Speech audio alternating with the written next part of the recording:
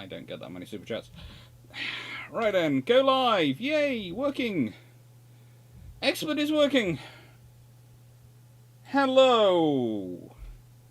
Hello everyone! So, I'm hoping you can hear me. I'm hoping it's all working.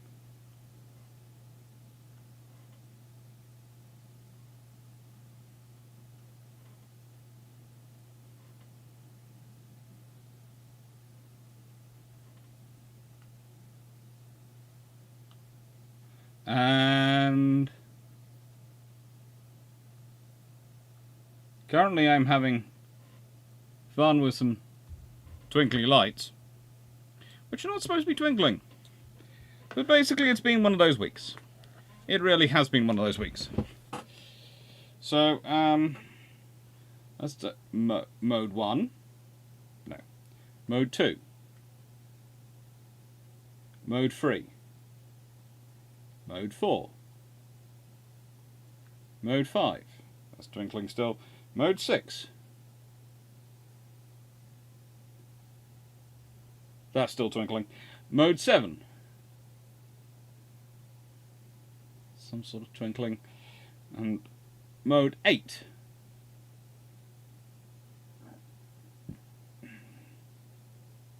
Mode 8 is working.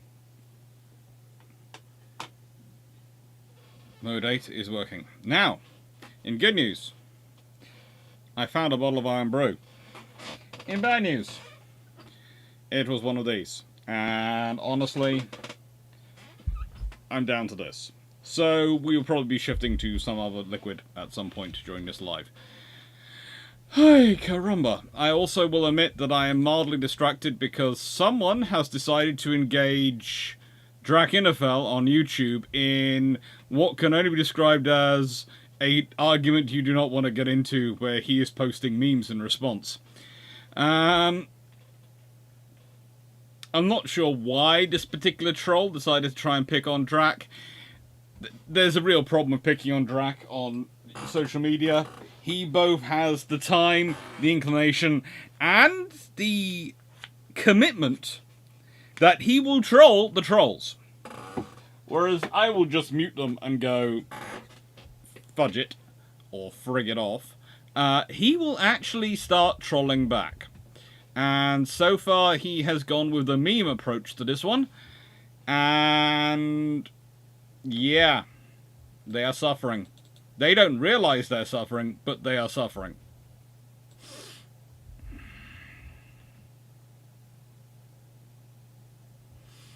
Ah well. Life is fun. Life is fun. So, today we are doing the navigation axe. And you might notice there's a lot of them listed here, because usually when I talk about navigation axe, people need to go, ah, so you're talking about the 1660 Act.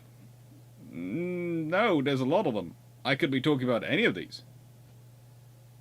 And there are even commentators a time ago, well, really, they're all just building upon the 1660 Act, so that's the important one. You go, the trouble is, they all have a purpose. They all have a reason.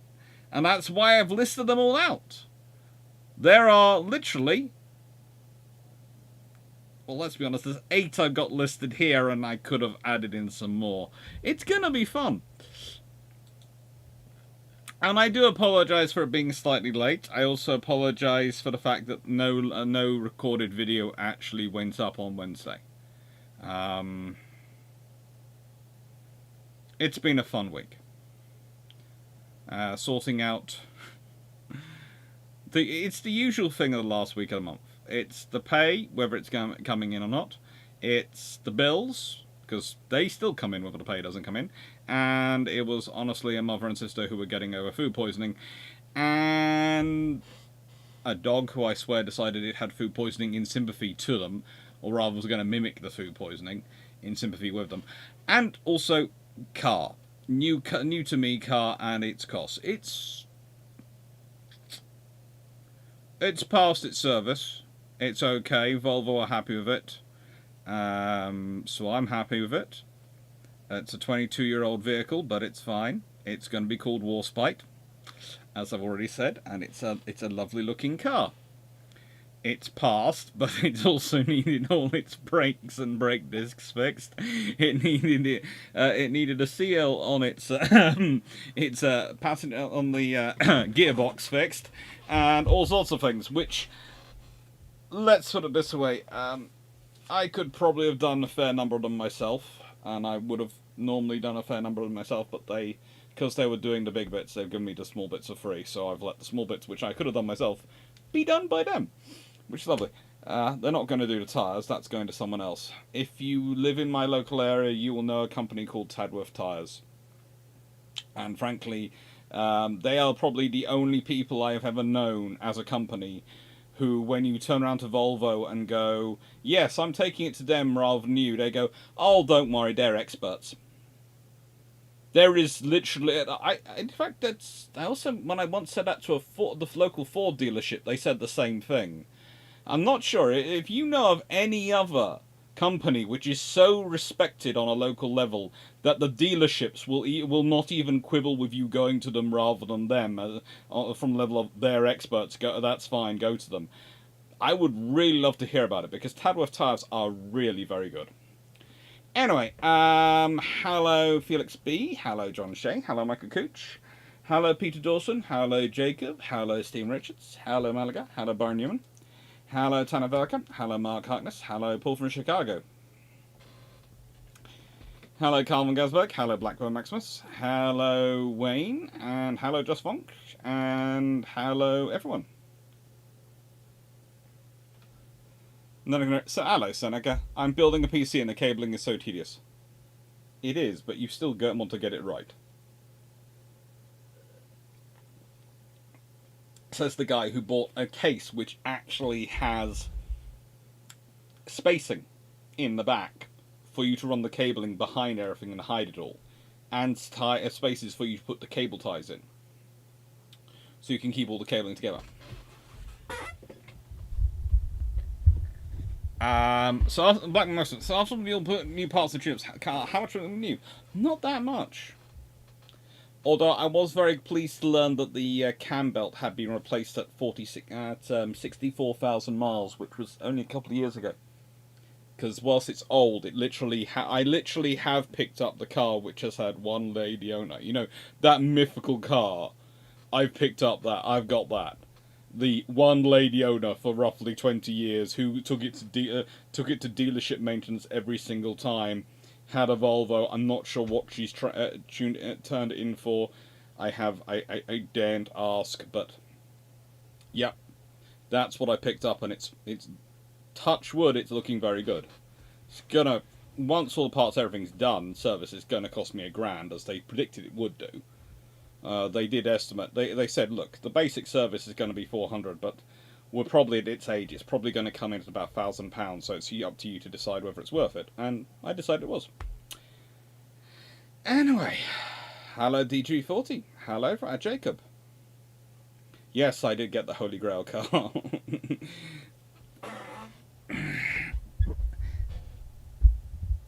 How many of these were the results of the Royal Navy getting ships sunk and sailors killed? None of them really were that. The Navigation Acts are all about different things to do with trade, and they are all about trade. So you have to remember, Navigation Acts do not necessarily mean about people navigating the sea in the terms of, as we were talking about navigation as in the act of navigation. They are talking about navigation as in the movement of goods or the movement about the sea. Thank you, Michael Coach. Tap on it. Oh, I can now like Super Chats. That's what they were saying at the beginning of me. I can heart Super Chats. That's cool.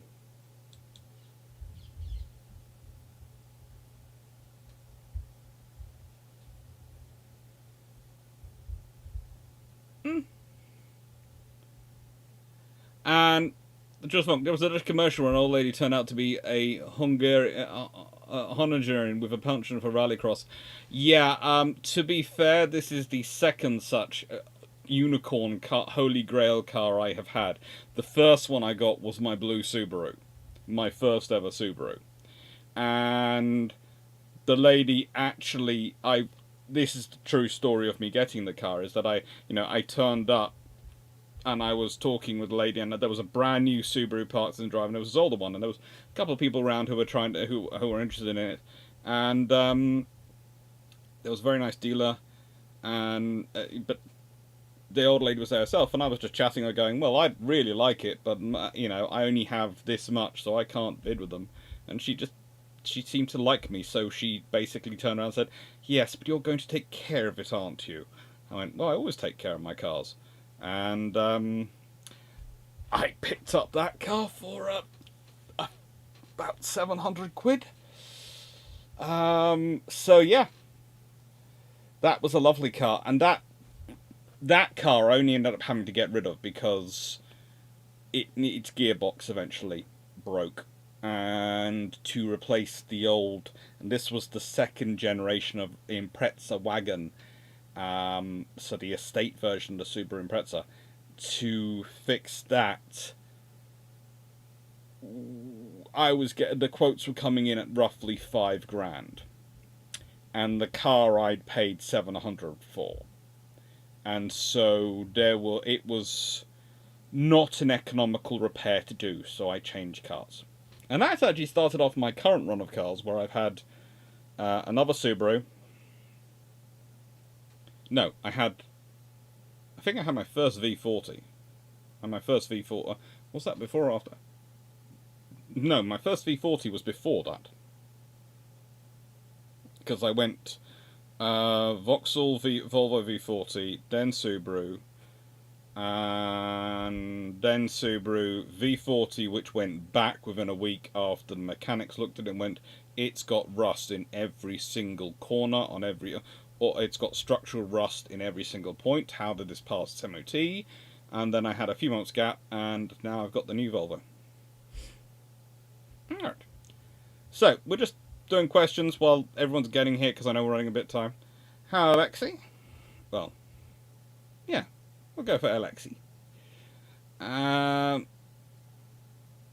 Those are the car come roof racks. Yes. Why RP didn't fire torpedoes at Bismarck? Honestly, because she wasn't fitted for night engagement with torpedoes. And I'm still not sure whether she might have done, because again, she was part of the tribal squadron at the time, and they have an interesting policy when it comes to drawing torpedoes. But officially she didn't. Officially, because she wasn't trained in the box tactics of the Royal Navy, and they just hadn't done that training. They hadn't done that sort of system yet and got round to that. And it's quite a complicated manoeuvre to carry out the box tactic and do the individual attacks during the night. So she was the free safety for the box, i.e. If Bismarck had at any point made a dive to try and escape the box, the idea is Pirin would have been called in to reinforce the corner that Bismarck was going for, and would use her torpedoes, along with the torpedoes of the destroyer in that corner, to push Bismarck back into the box or sink her. So that's why Pirin doesn't probably use her torpedoes.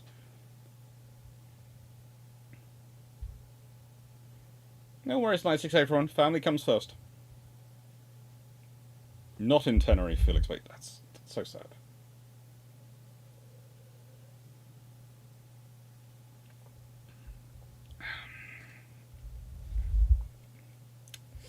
And we are hoping to actually get... I will add this note at the beginning as well. Bilge Pumps has been cursed in July this year. I mean, we've had power blackouts, we've had family illnesses, we've had ourselves being ill. The only one of the shipshape crew who's come back from Australia and been healthy is me. But my entire family have kept being ill. They're either being ill thanks to the ongoing issues we have going on around the house, or food poisoning. Which, to be fair to my sister, is the first time in months she's done it. She's been very good recently.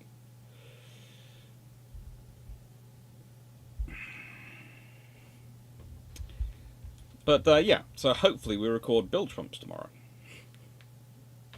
Well, we went. The whole reason we went to a bi-monthly scenario of doing twice a month, doing it twice a month, bi-weekly. Every couple of weeks we'd record one, was to give us more time to research things and more time to actually organise it, get it done, and sort of free up our lives a bit more. And it's actually just proof. Yeah, it's almost easier to organise when it's a weekly thing.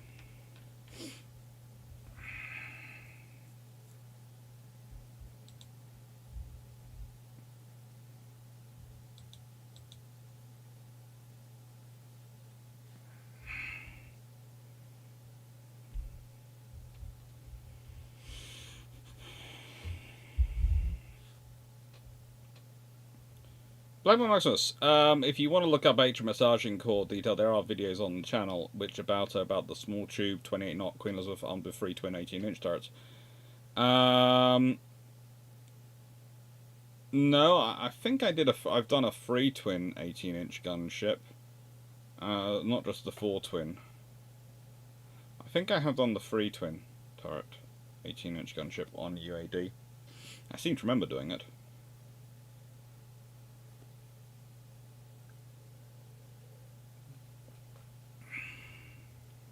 I can now adjust the age range of things involved in the fight, so on UAD, so I can do that better. We have sent my sister on cooking courses. I've gone on there as well. And by the way, for personal reference, and this has just happened to me. Okay, how you realise you're getting old. When you are looking after family. I had some little cousins around. And one little cousin wandered in. I was in the loo in the morning. I was perfectly presentable, but I was in the loo in the morning. And they went, "Are you picking your nose?" "No, I'm plucking nose hairs." I went, "What?" I went, "Yeah, it's the joy of getting older. This is one of the few little boys." No, this is the thing that happens to boys as we grow older. We stop having hair coming out our head, and it starts coming out our ears and our noses. And he was looking at me going, "You're so old." And I was going, to a 6-year-old, I more than likely am. Joys of life. Anyway, the book that's currently out, that's currently available for pre-order on USNI and Pen and Sword, because it's out at some point. And the book, I'm trying very, very hard to see if there are any competitions to put it into, because honestly, I think the ships in it deserve it. And I've realised very recently that I can't enter myself into competitions. I have to get other people to enter me. So I have emailed publishers and things and trying to sort out that one out. It's joy of academia. I hadn't realised that one until I started looking at it, because you don't until you get it. And you go, hang on, all these forms are supposed to be filled out by the publisher, or this and that, and they have good reasons for not doing the thing. It's because some of them charge an absolute fortune for it. But no, it's fun things. Little cousins can be savage. They can be. They do make you feel old. You're sort of going, I'm plucking hair. I don't know if anyone else has tried it, but the nose trimmer's just not good. That's not the same. You don't want that sticking that up your nose. It's just weird. Mm-hmm.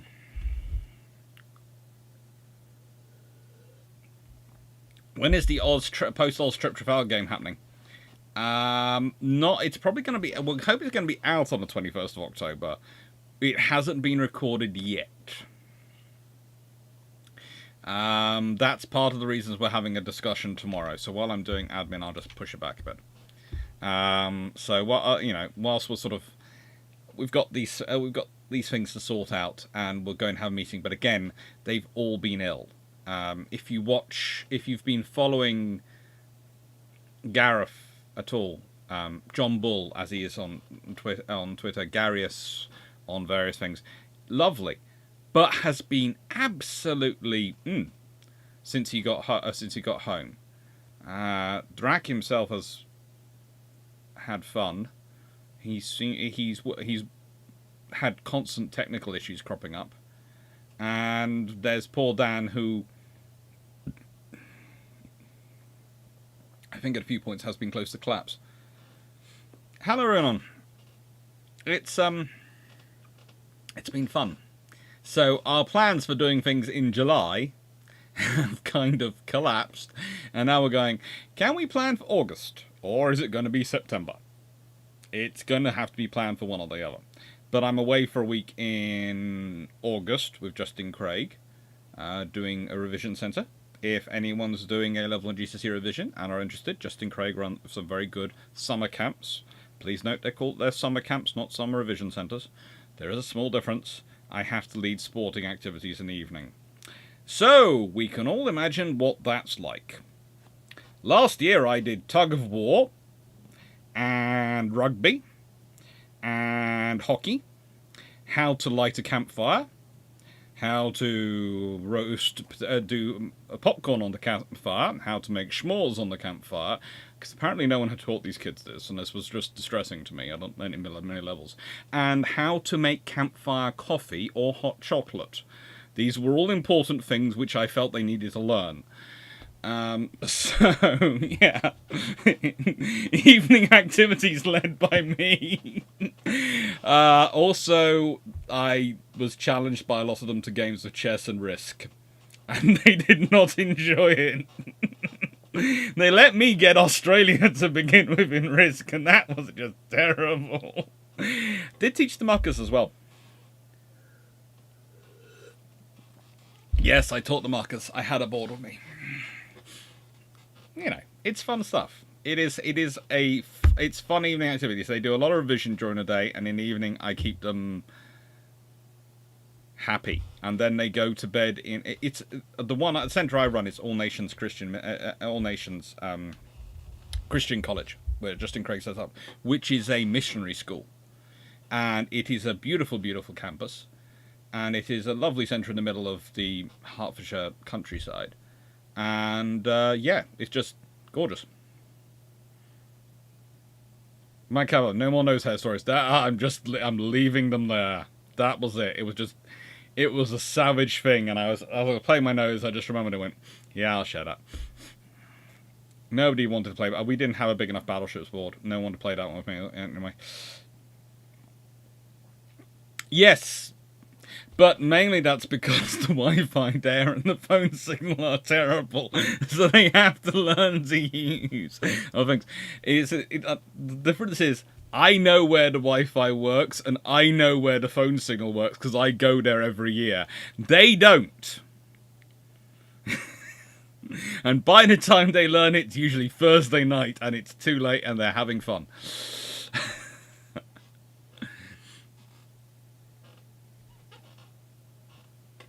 Honestly, everyone knows the person.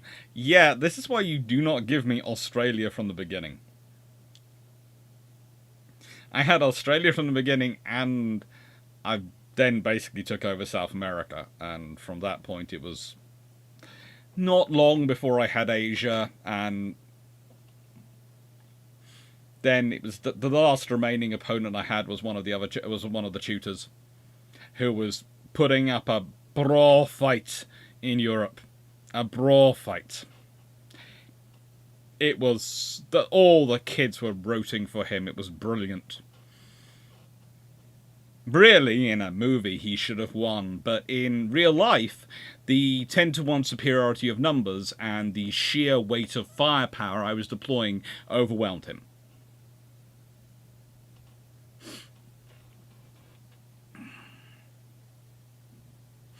Right. So yes, we had the book. Anything else I have to advise? No, nothing at all today. Okay.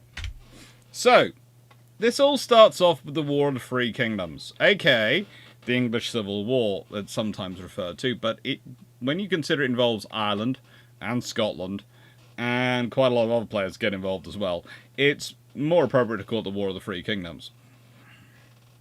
Now, the thing is, this is to do with the rise of the British merchant class. Historically, there have been many leaders who have declared Britain to be a nation of shopkeepers, a nation of merchants. They are right.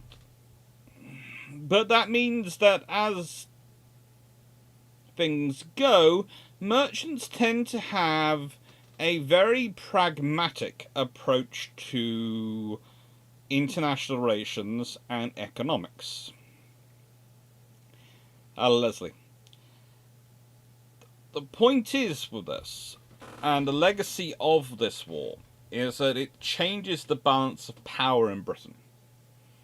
And this is probably one of the reasons why we presume we are unique, because we don't have the great revolutions when others suffer revolutions later on in the 17th and 18th and 19th centuries.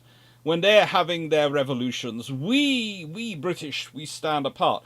The reason is because it happened earlier. Okay? We got ours out the way earlier. And it was rather a brutal affair.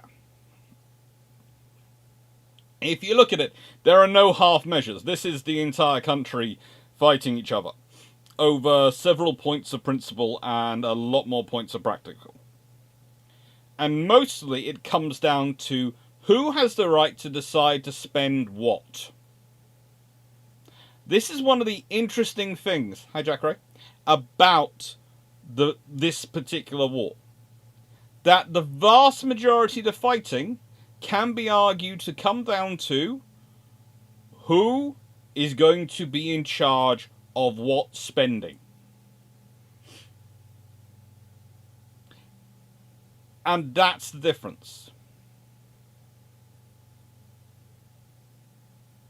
That is what it comes into.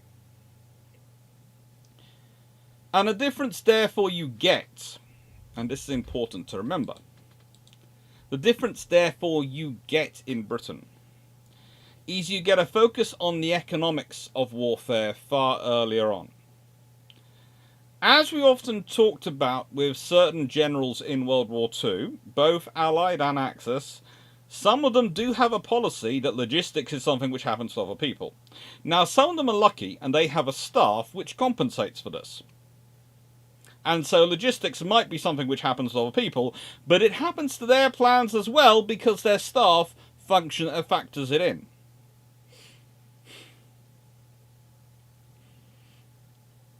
With most of the governments that are going to come over the next few centuries, for the rest of the world, economics is going to be something which happens to other people. You could argue that the entire root of the French Revolution is based on the fact that they continually ignore their middle class. Now, one of the strange things that you get this idea of when people looking at revolutions is they're always looking at revolutions to go, it's the uprising of the peasants or the lower classes or this. It's not. It's always the middle class. Why? Because here is a small problem. If you're hungry and you have to work every day as hard as you physically can to get food to feed yourself and your family, you very rarely have time to organize something like a coherent rebellion. And more often than not, as long as the state maintains enough well-armed, well-trained and motivated individuals who are capable of dispensing violence, i.e. retains a monopoly on the ability to inflict violence, the state will win against such groups when they try to do a rebellion. However, the pesky middle classes, the merchant classes, the townsfolk, the people who have a more advanced trade for a living, usually have some specialisms, are clerks, merchants, lawyers, these sort of things, they tend to not be in such a poor situation. They tend to have the necessary communication skills to organise, i.e. they can send letters to organise a wider group than just a local immutable area, and they tend to have the spare time to do such things, as well as have the collective cash to hire the necessary people who have the necessary skills with sharp, pointy instruments in order to offset the state advantage. This is a problem. there is also the fact that those people tend to be more connected. And one of the things you find about the middle classes, etc., is they also tend to provide a large number of officers for your things like your navy and even your army. They will provide a lot of the specialists and the technicians, the artisans you need to do things like artillery and all these things. Things which, honestly, as a rule, nobles tend to not be the greatest at in this period. And so you can quickly find yourself fighting a very professional organisation. In the UK, this is complicated furthermore by the existence of things called trained bands. Now, they are usually associated mostly with London, but they exist in other towns as well, have various similar, where the guilds maintain a trained band of professional soldiery. Why on earth would a government allow such an organisation to exist? Well, principally, it's a good way of saving money because the people who have the most interest in making sure London stays safe and secure from enemy invasion and enemy attack are the merchants who depend on London being in one place for keeping their storehouses, etc. nice and safely organised. So, they tend to be quite happy to pay for and train people. Trouble is, this meant that in the case of London, there was a rather large, rather well-trained army sitting in London. Which meant when the king tried to do a quick seizure of London, he found himself facing a rather large group of very professional soldiers. The sort who do not understand correct etiquette of how to hold a spoon, or possibly, use the right teacup, but are very proficient at killing people. Now, if anyone's wondering where this organisation goes, to this day there is one very special regiment in the British Army, which is the Reserve Regiment for the Special Air Service. They are known as the Artisans. I am, of course, talking about, I think it's 20... Hang on, my brain's gone dead on that one. I think it's 21 regiment, isn't it? Yes. Yes. The Artisans. Anyway, they are a very interesting organisation, and they still exist to this day and can be very intriguing when they get employed. So, yeah. This is a problem. So it's when groups like this are upset with you, you get a trouble. Now, why did they start causing trouble early on? Well, in the case of the UK, because the UK is a trading nation, and unlike the Dutch, who have a similar issue, but their thing is their merchant class had really set up and run the Netherlands, especially to get rid of the Spanish. So they'd already gone through it in that scenario. The British are the next nation which are next most dependent on movement of goods, trade. And whilst the British are in many ways more nascent than the Dutch at this point, they are still growing and collectively large enough and involved enough that they start to notice there are issues. And when you're starting to implement taxation without the necessary representation, and you're not using those taxes for what you're supposed to be, because one of the interesting things is the British public, the merchant class, do not have any qualms about paying ship money if it's going towards the Royal Navy, because they like the Royal Navy because it protects their access to the sea and their trade, so therefore it's useful.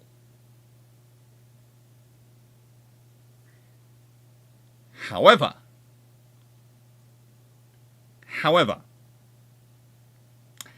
when you as a monarch decide that you know better and you're going to raise the money to use it for other things, they can get a bit annoyed.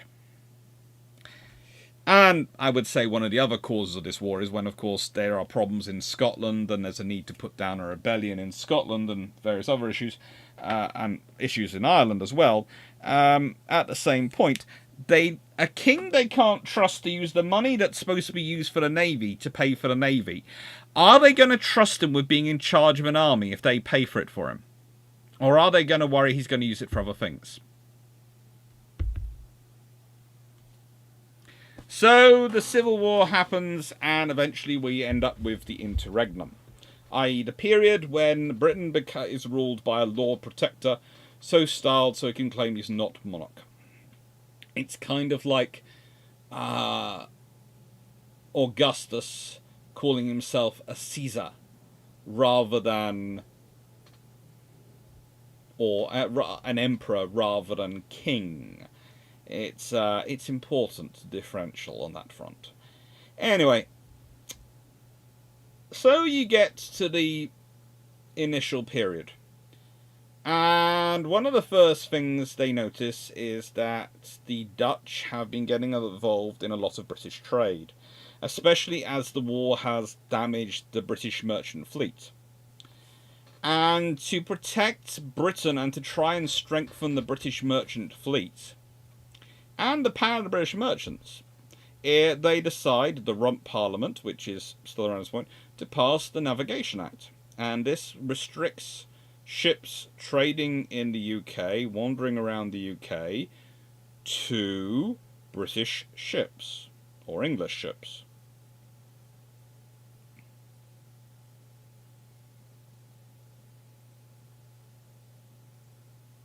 I think it's 23rd or 21st.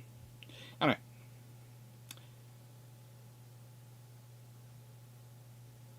Peter Dawson, will you be talking about Battle of Minden next Tuesday? Probably not.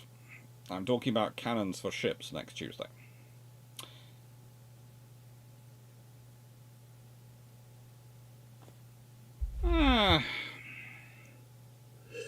Britain's never actually had a republic. 9683-1. That's the interesting thing. Although I prefer not to have a republic because, frankly, I like a constitutional monarchy. It has all the facets I enjoy. So I'm happy with what we have. But, you know, life is life. Some people always want something else.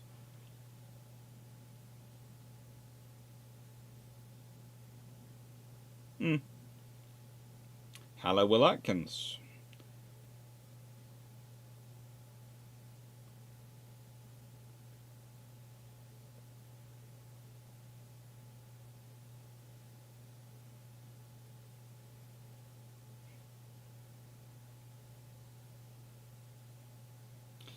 Just Funk, those bands tend to adopt a part of the wall which they would defend during sieges. Yes, that was also part of their policy with London, but very quickly London outgrew its wall. And honestly, very quickly they became a field army in all but name. Basically, the train bands had as part of their function, they worked out around the area around London where they could best defend London by field battle. And that was where what they would do. They were not going to try and defend the walls of London. They realised the walls were just not strong enough.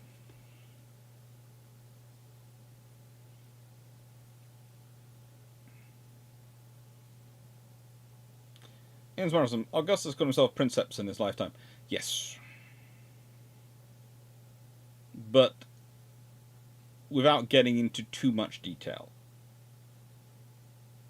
It was sensible to just go with Emperor, rather than explaining Princeps and all the other ones as options. When we do a Roman video, again, I will explain about which involves Augustus. I will explain all about the various choices he made.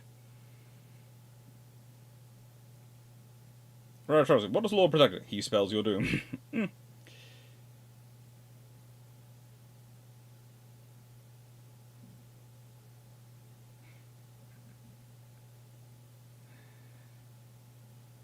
Just like first citizen, humble, but still makes the point. It's always interesting. So the whole point of the Navigation Act initially was to defend British trade from Dutch trade, pretty much. But it was also a reflection of the discussions going on with the Dutch. At certain points, there'd almost been a discussion about actually a union between Britain and between the Dutch. There was actually an idea that, you know, we would form one country. Ireland, Scotland, England, Wales, and Netherlands would form together with all their colonies into one super nation. It turned out only really the stadtholder in Netherlands actually liked the idea, but a lot of the English Republicans really did, because to them it presented the idea of creating an economic superpower. And another thing you have to remember with these people is that whilst they clove a lot of their phraseology, a lot of their governance, a lot of their instructions and actions in the coverings of religious purity. And certainly some of them are high-minded enough and motivated by that.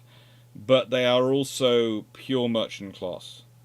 They are this is the British middle class, economic class of the time, really pushing up.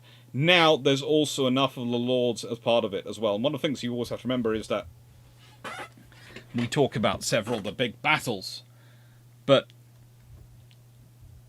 in terms of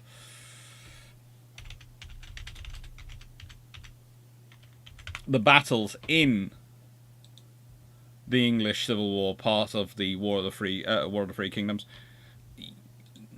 one of the persons and best generals in charge of the parliamentary army is Sir Thomas Fairfax, the third Lord Fairfax of Cameron. He is Cromwell's superior officer at Naseby. He is a critical officer at the Battle of Nantwich, the Battle of Marston Moor, the Siege of Oxford, Maidstone, and Colchester, and a suppression of the Leveller Mutiny. So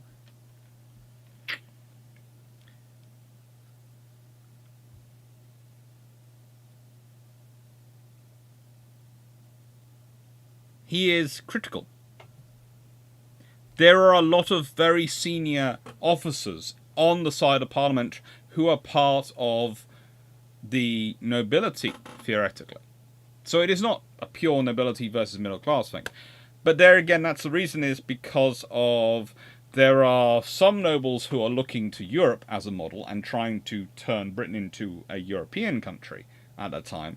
And in terms of the more Mediterranean, continental France sort of style European country.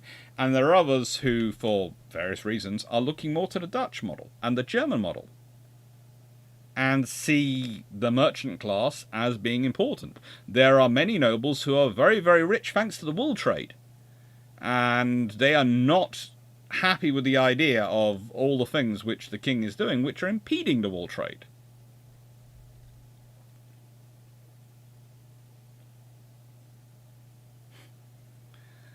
Jack Wright, could one say this is a video to help navigating the navigation acts? It is going to be an introduction to a lot of different acts, so please note I am skipping through them. This is not going to be in depth on any one single act, because there's a lot of them. A lot of them. So what is the result of this particular joyous act of 1651? Well, I wouldn't say actual results in sort of anything like what we would think it as. It's often considered a contributing factor to the First Anglo-Dutch War.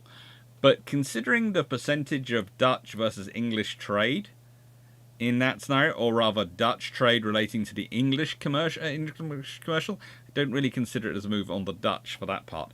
It's more that especially Cromwell, were very upset with the Dutch after they, how do I put this politely, basically insult them as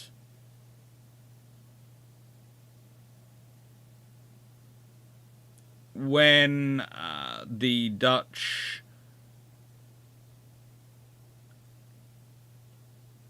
decide that they don't, like the idea of political union. They propose a joint conquest and an alliance, and the Dutch instead propose a free trade agreement. And this is something which, a free trade agreement sounds great, but if you're a merchant class, you're going to quickly know, from the merchant class, you're quickly going to know, hang on, free trade agreement where the Dutch have far more economic power than we do, have a far greater merchant fleet than we do, etc. It's going to quickly become one-sided. And so despite the act really only banning foreign ships, i.e. non-English ones, from transporting goods from Asia, Africa, America to England or its colonies, so only ships with an English owner, master, and a majority, so roughly 50% plus one, English crew would be accepted if they did doing that. But it did also allow European ships to import their own products to England, but banned foreign ships from transporting goods to England from a third country elsewhere in the European sphere. So basically, Dutch goods could bring Dutch goods from the Netherlands, but they couldn't bring goods from the Hanseatic League. But ships from the Hanseatic League could bring goods from there, but not from the Netherlands. It's a fun time. Beware of the Stamp Act. There are all sorts of things, but those are far later. We are still in the 1650s, Darius. We are still in the 1650s.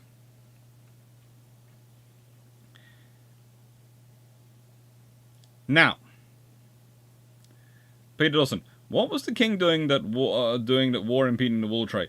What was the king doing? The king was doing all sorts of random agreements that were causing issue with the wool trade, and you have to remember that the heart of the wool trade is selling wool into Netherlands, and King Charles the First was a bit of a sometimes.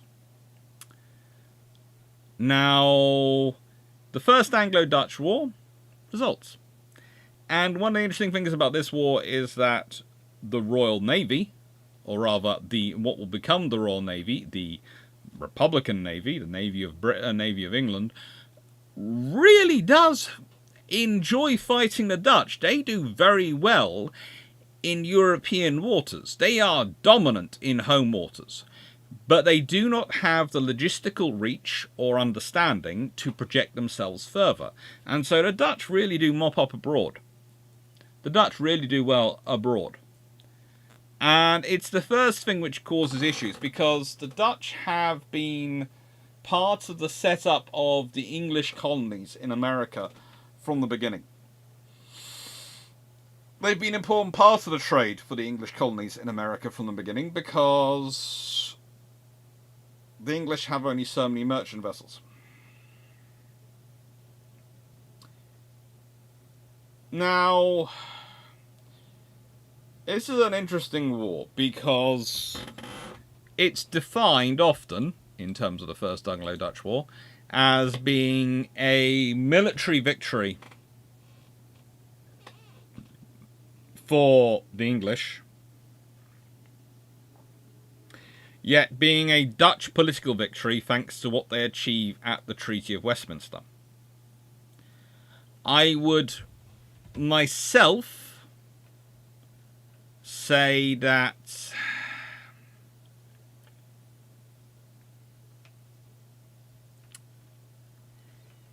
it is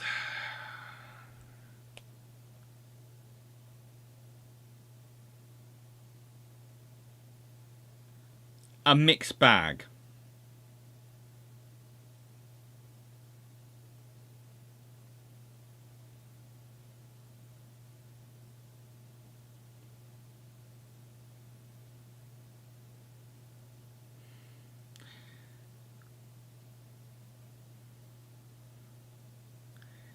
And one of the things you have to remember is that for Cromwell and for the English Commonwealth of England at the time, the most important thing was stopping a Orange, i.e. any Prince of Orange, from holding the office of stadtholder or any other public office in Netherlands. So whilst it's not part of the treaty, an act of seclusion is required to be passed, and they do the Dutch do pass it.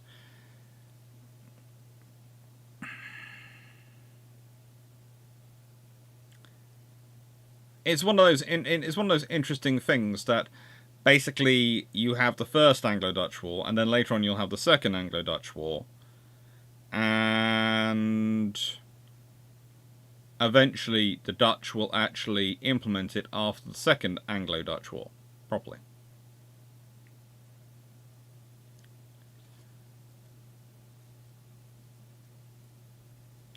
One of the other interesting things with the legacy of this is the Dutch start a major, massive shipbuilding program. Because they realise that whilst they have these wonderful merchant ships which they can quickly turn into warships, those ships can't actually fight the English ships of the line. The big English ships of the line can really take the fight to them. And so they start to build the ships of the line.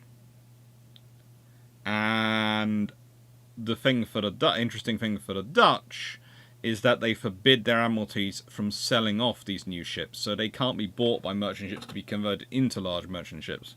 So it's the first Anglo-Dutch War is an interesting thing because it leads to almost the professionalization and founding of the Dutch Navy as we understand it for the next 100 or so years, where the Dutch are really, really a powerful force.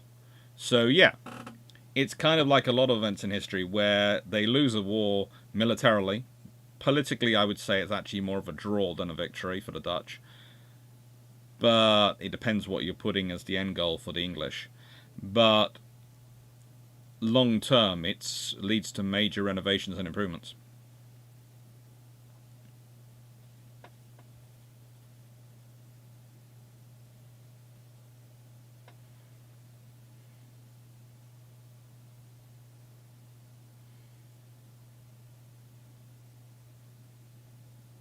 Jacob, yeah, that's not how international shipping trade works.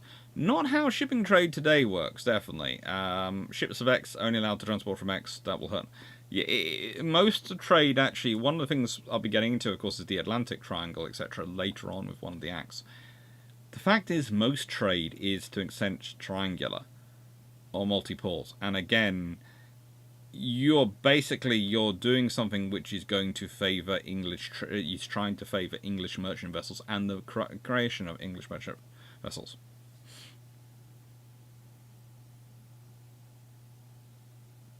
Jacob, that's the most Dutch thing I could think of, saying no, you cannot. Yeah, there's all sorts of interesting things. One of the interesting things, again, you'll notice is that I am using months rather than dates for these battles, because I'm not doing a video about the battles, because then I'd be getting into their date in the Gregorian calendar versus their date in the Julian calendar, and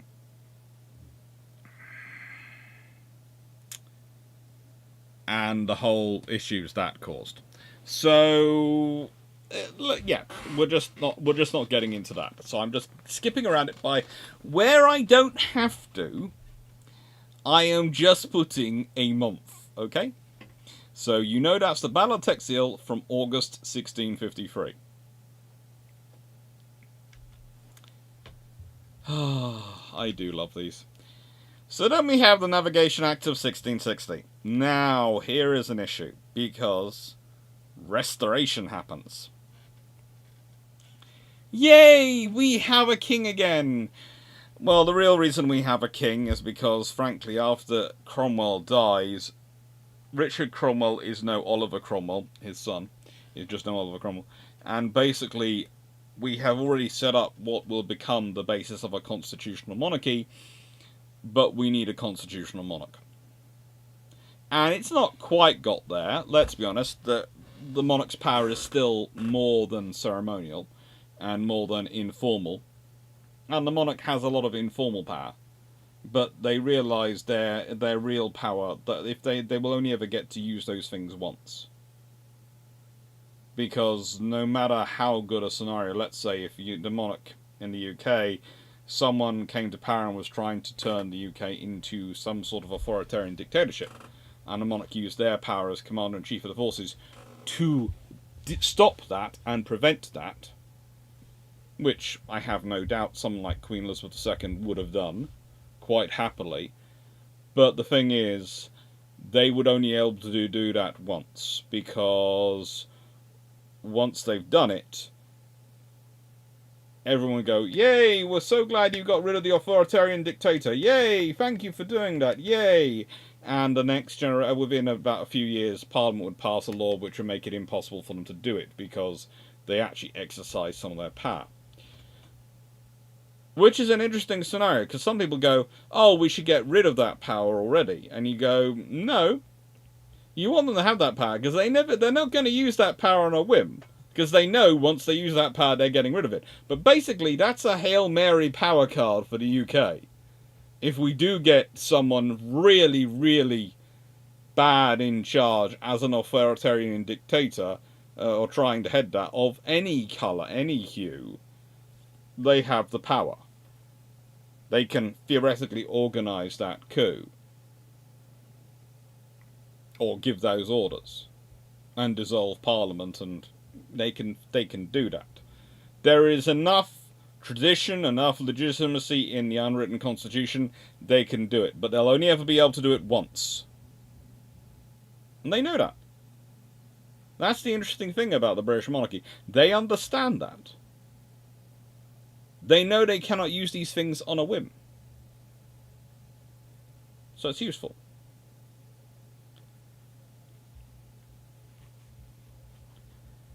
Now,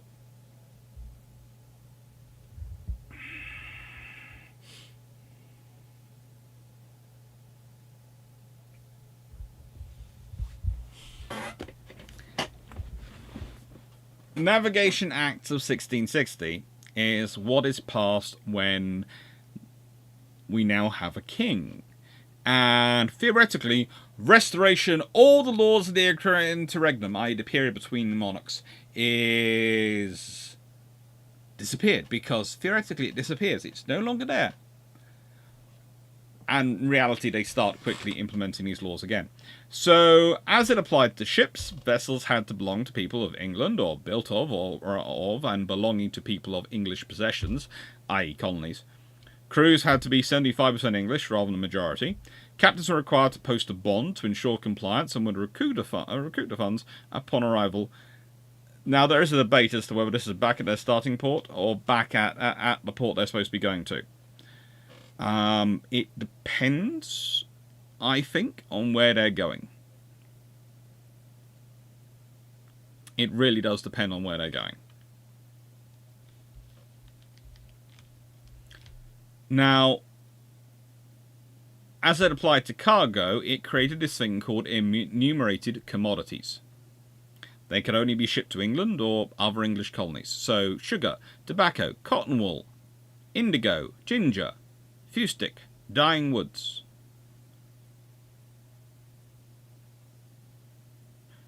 Then we have the Customs Acts of 1660 and the Customs Acts of 1662, which have some very interesting things that they pass. Now, I've copied, I have to admit, this quote from a book, and I found that the quote's been copied several times, so, you know, it's a fun thing to have. But I've forgotten, and this is where I'm annoyed with myself, I have forgotten to put the reference in there. The book is...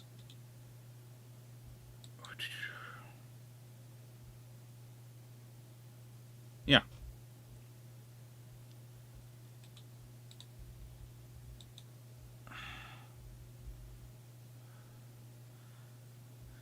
Now, it is, I think it's Statutes of the Realm, Volume 5, 1628 to 80, and originally published in 1819 by the Great British Record Commission. I have found excerpts of it online, which have been used in various points, and I found the I have to admit, I found the link to it via the joyous thing that is Wikipedia. So someone had already found that link, and I found this a few years after they put it in, which is fun.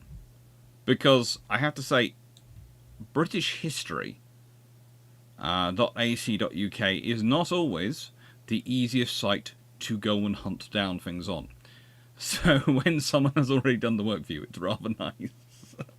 Not sure who it was who did that work and found that quote, but it's a good quote, and thank you very much. And I went and found the article thanks to you and read it, and went, yeah, you did pick out the right quote. So English, the thing is, it starts to, the Navigation Act requires it to be English, and then the Customs Act defines who's an English person. In addition, where it's required by Navigation Act, then in sundry cases the master and 3/4 of the mariners are to be English. It is understood that any of His Majesty's subjects of England, Ireland, and his plantations are to be accounted English and no others. So please note, England, Ireland, and his plantations. Who is left out of this?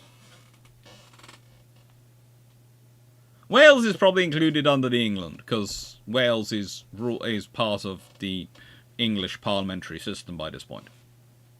But who's left out of this? It's fun. It also, we're gonna sound same to the Customs Act, and please, people, there is already someone who's quoted it gone saying it creates the commissioners of His Majesty's Customs Excise. It creates them as His Majesty's commissioners of His Majesty's Customs and Excise. They've already been an organisation doing that to an extent, because that's where poundage and tonnage comes from, and those taxes. So there's actually been an organisation doing customs and excise for a while before then. It's basically that organisation has became something called something else during the interregnum, and was working for different people during the interregnum, and now it's back, and it's now His Majesty's Customs and Excise. So, Steve, it's interesting, but one of the things you have to consider in the UK is that tonnage and poundage has been a part of British financial circumstance and British subsidies since medieval times. So I think they were granted in 14th century. I think it's towards the end of the 14th century. And I think it's within the beginning of the 15th century they become granted for life. So, yeah.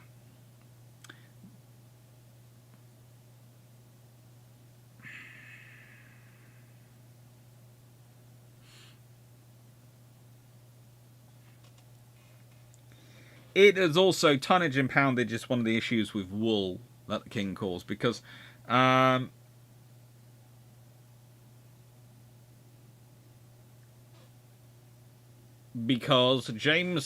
I had put in extra charges above it. I forget what they're called. And Parliament refused to pass tonnage and poundage for life, which is traditional by that point, for Charles I, until their grievance over the extra charges which James I had been charging and getting away with had been dealt with.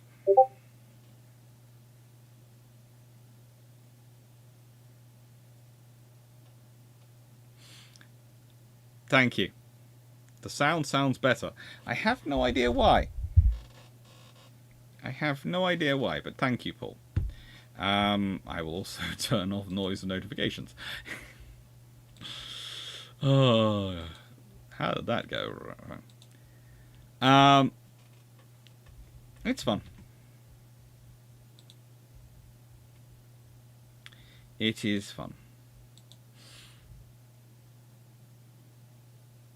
But no, so there are issues there have been issues going back a while, but tonnage and poundage is a very, very old thing, and the organisation used to enforce tonnage and poundage had been around a while, and then it's converted during the interregnum, and then it's finally organised into customs and excise and His Majesty's House. So it's one of those things where people go, it's dated from then, and you go,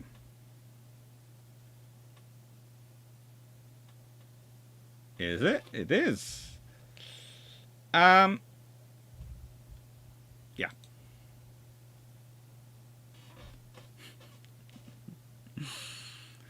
Dylan van der Tor. Scots then. Yep, it's the Scots who aren't included.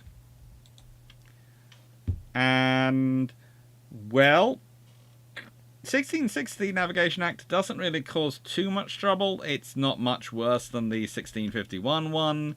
And honestly, the Dutch are on fairly good terms with the English at this point.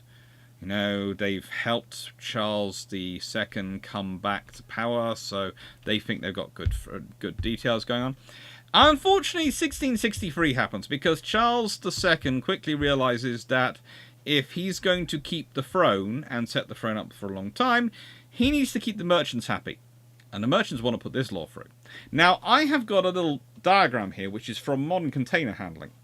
But that's because a phrase enters the British lexicon of rules here, which is just a lovely one.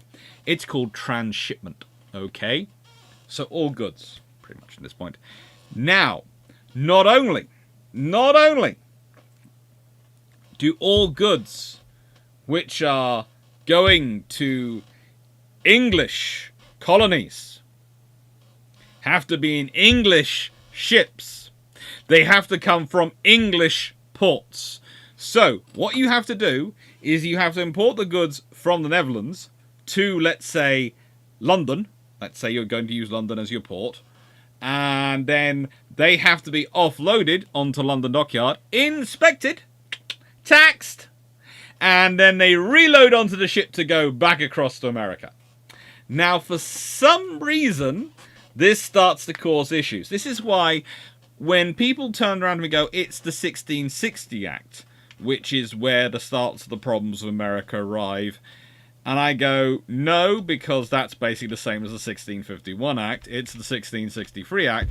Then people just tell me, well, you know, the 1663 Act is just a increasement of the 1660 Act. No, it's not. Transshipment is an absolute cost battleship. It is an absolute battleship. Okay, insert the word in you want to put in there for battleship, but I'm using battleship. It is absolutely frigating extortionate, the charges which start to be added on. So, this adds delays, this adds costs, everything onto importing stuff from anywhere to anywhere if you're sending your goods from a colony to Europe or from buying from Europe to the colony. So, it's also very much further that, you know, English vessels have to carry trade. Now, there are some interesting things. Of course, New Amsterdam, which is a lovely way for the Dutch to get around it. Isn't it beautiful, New Amsterdam? Lovely. That allows us to get around that particular trade issue. There are all sorts of little fun things. But this is the start of the problems.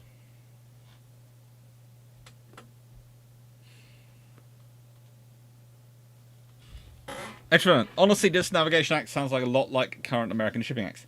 Yes, but it also has a reason. Why is it putting things into English ships? Why is it introducing us all?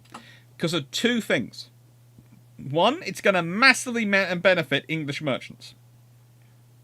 Because whilst this is all going to cost money, who is going to be charging that money? The English merchants, because they're going to get it. Secondly, who is it also going to benefit? English shipyards. And at this point, you are both building up the naval dockyards, the royal dockyards, but you also want to build up the British merchant fleet, the British merchant companies. And this means that if you build a merchant ship, if you invest in the money in building a merchant ship, you have a guaranteed route of trade. Because you are taking on a lot of money and a lot of goods have got to be moved. So it is a very incentivized system to try and grow the English maritime infrastructure. I'm glad your PC works, Senator Canero.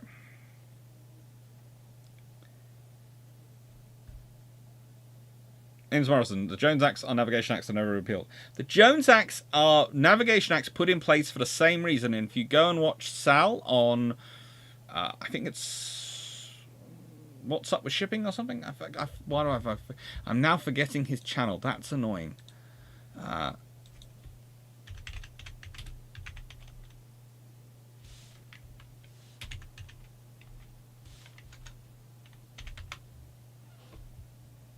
What's going on with shipping? Yes, what's going on with shipping? What is going on with shipping? He will tell you the reason you have acts like this is to build and protect your own maritime infrastructure. It's part of, in many ways, onshoring. Okay, and, bringing stuff back. It's a very sensible thing to do if you want to create your own maritime infrastructure. And also make the scenario to make it cheaper for you to build and arm warships. Because if you think about this, if you're building all these merchant ships, they're going to want to be armed, so they're going to want cannon.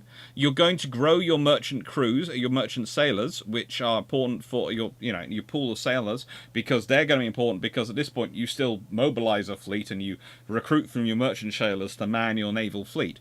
So all this will do is grow your own infrastructure, if you manage to protect it and secure it.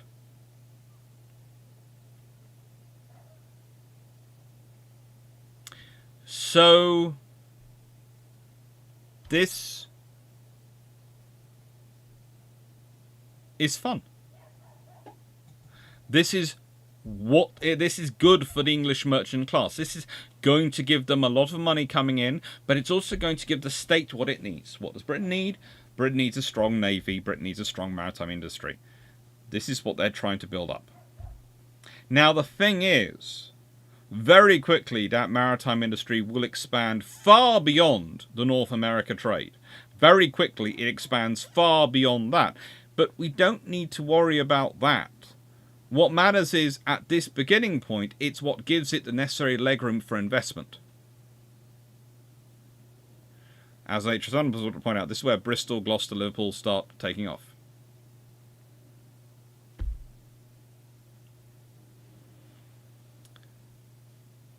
And, as Jacob's pointing out, the Jones Act is not really working, though, because foreign ships get exemptions to move USA stuff from USA to USA, if they ask for it.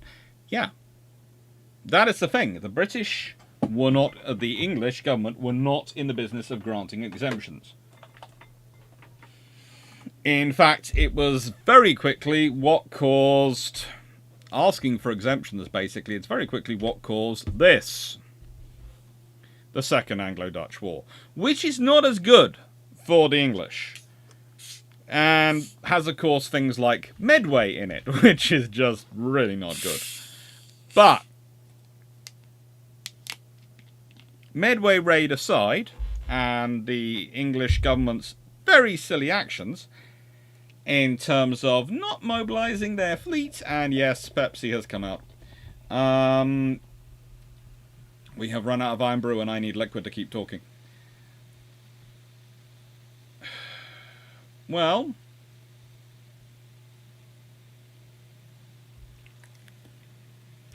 that is life.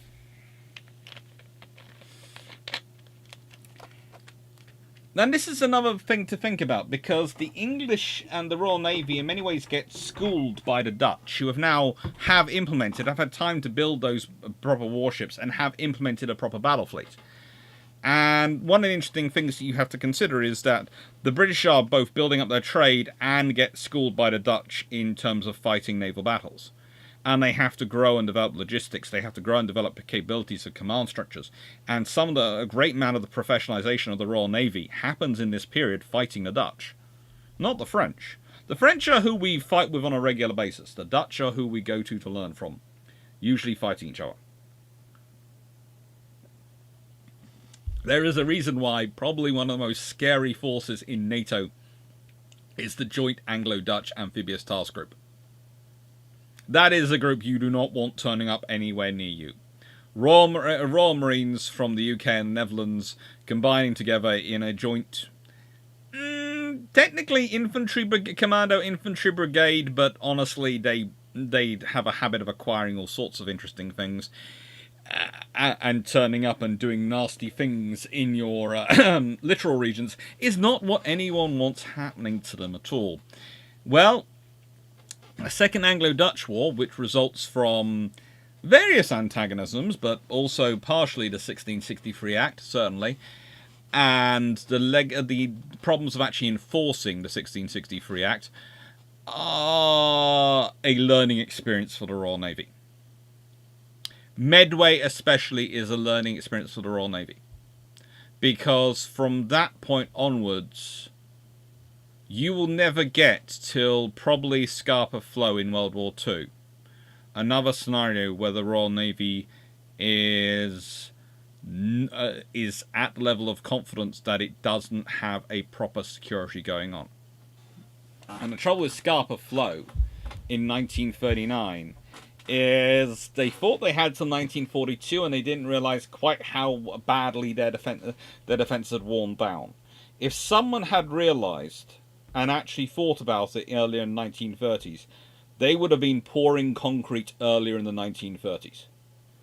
It's one of the things is that hubris had meant they didn't check, whereas in the 1660s, hubris meant they hadn't actually manned crewed their ships. They hadn't prepared them. And the thing is, if you're going to leave the ships and you're going to start them up for war late, what you need to make sure is you've ensured that there's proper security there. It's one of the interesting things. A few regiments of troops could really have made a big difference to the Medway raid. And a few good batteries on the shore, properly crewed and organised, could have made a massive difference to the Medway raid.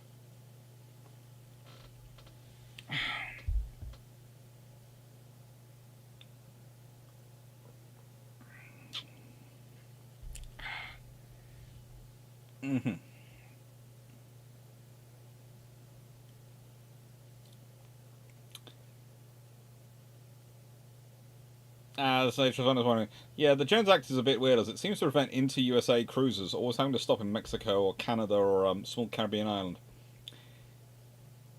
I would say there's nothing wrong with that, but there again, I haven't yet had the joy of a cruising life. I keep putting in, through past preservers, to be a expert on a cruise ship giving some presentations, because I think it sounds like a wonderful thing. Me having to give a couple lectures and in turn getting 8 days at sea of good food in a buffet and the ability to pretend that my Wi-Fi and phone signal is so bad that I can just have a writing retreat. Sounds great. It sounds absolutely amazing. I keep putting in for them. I haven't got any yet, but I keep putting in for them.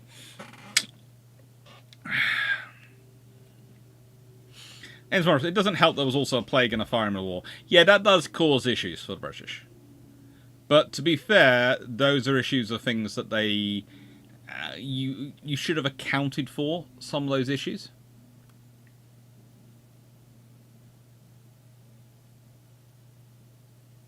Actually, I would say... let me just check.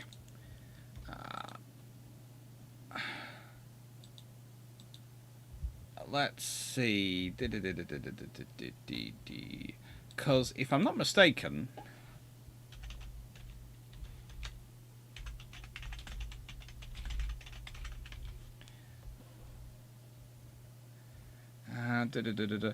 if you follow @CorpsMariners on Twitter, which I do, you will find that the Dutch Marines are very good at doing their own publicisation on things. But it's literally they have a Twitter channel, and that seems to be where it comes through. I found it because the Royal Marines like to retweet it and talk about it and generally work with them, and so it's a cool thing to watch. Plus, I have to say again, they are really, really fun people to follow. But CorpsMariners on Twitter.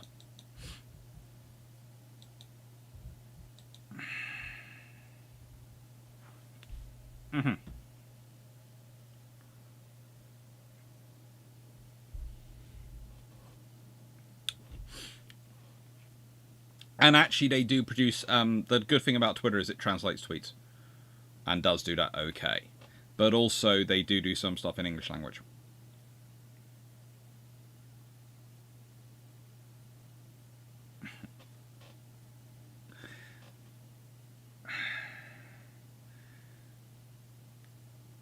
As Knights Sigourney pointed out, the hubris of Scapa Flow cost them a Revenge class super dreadnought, and one of the only upgraded and interwar period enhanced Revenge class HMS Royal Oak, and 835 of her 1,259 crew. Yeah. Yes, it's you needed either extra sloops up there, in which case you should have been building more sloops in the 1920s anyway, because you could build as many as you liked under the Article 8 of the London and the Washington treaties. Because, as I've said before, the sloop definitions, if you want to go into that, that's other videos. But,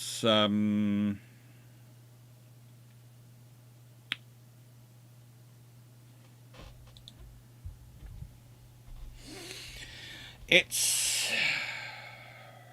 Yeah, they needed more concrete. They needed to be pouring the concrete in the 1930s. Way earlier than they started it.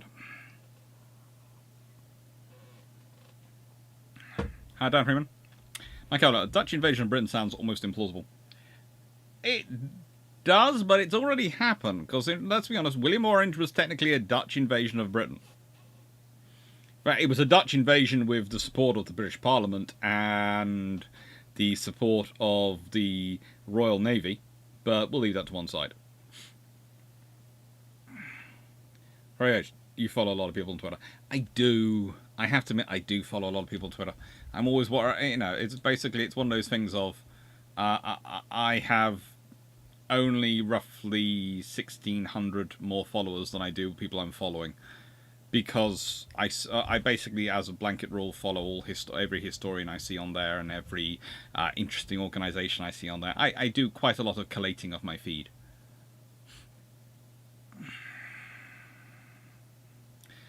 So, what were the last wooden ships built by the Royal Navy? I think there were some minesweepers built of wood-based stuff, and there were. I'm fairly sure there were some trawlers. There are some very interesting vessels produced in World War II at various points. Okay, and there are lots of boats.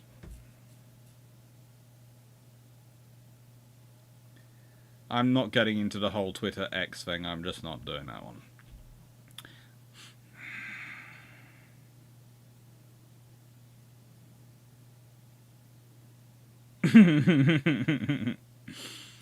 Anyway, we'll leave that to one side. So the Second Anglo-Dutch War happens, and again, this one definitely is a loss for the British after Medway, but, it happens. And what comes out of that? Well, the Tobacco Planting and Plantation Trade Act of 1670. Always fun. And by the way, this evening, in case I haven't mentioned it, I will be on Discord after this for a chat if anyone wants to. The Glorious Revolution. Yeah. Anyway, this is an act to prevent the planting of tobacco in England and for the regulating. I know that's spelt wrong. Please note that all the spellings I have copied directly from the act. So, whilst they aren't spelt in the modern phraseology, they are the phraseology of the time. So, if you want to go correct them, go have an argument with the British Parliament and the English parliamentarians of 1670. That's who you need to go and have an argument with, not me. If it's written below here, it's written by me. That stuff, the stuff below the orange line, that's my spellings. Problems there, that's me. Problems after the colon, that's not me.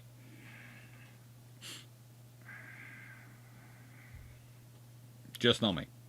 Anyway, this required the governors of American plantations to report annually to Customs Head Office in London a list of all ships loading any commodities there, as well as a list of all bonds taken. So basically they had to know which ships were coming into American ports, and which ships were leaving, and what bonds they were making, so for what the goods they were supposed to be transferring. But the interesting thing is it has much to do with the work of the British East India Company as it does with the trade of the colonies, because at this point there is a huge amount of silver going out of England. Again, this is one of those interesting trading points, because the East India Company, they find that silver is very useful to buy stuff in India. In fact, you can buy gold quite cheaply for silver in India. Where are the British getting silver? Mostly they're getting it from the Spanish and other people who they are taking it off. And they have stockpiled various silver they have stored over the years. Now, here is where you have an interesting scenario. Why are the British being the English being quite as obsessive over foreign trade? Is that because they want to structure where the silver in their economy is going? They want to make sure it's going for the most economically beneficial for England area. That's India. Trade in silver, which is what most of the coinage are going backwards and forwards between the Americas, the colonies, and other European nations, means that silver's leaking out elsewhere in the economy. That's bad. Okay? So they're trying to crack down on it. Now again, there is a small issue, because as you can imagine, there are always going to be people who can find a way around this. There are misreportings. There are discussions. There are all sorts of ways to get around this. And they will do. They will get around it.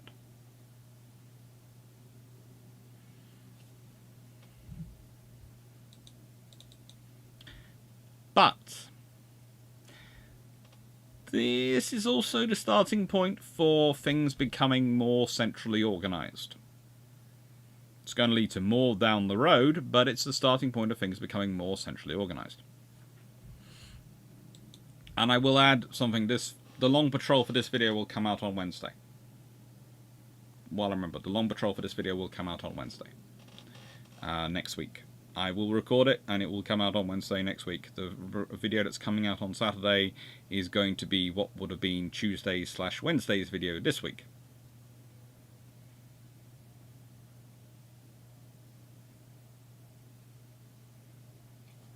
I'm just not getting involved in that one, Jack Ray. So, the Tobacco Planting and Plantation Trade Act in 1670 is technically not a navigation act, but it's enough part of them that I've included in it. And this is the other thing. There is a whole debate as to what comes under navigation acts. I would say this should be. But there are various historians who will not put it under that.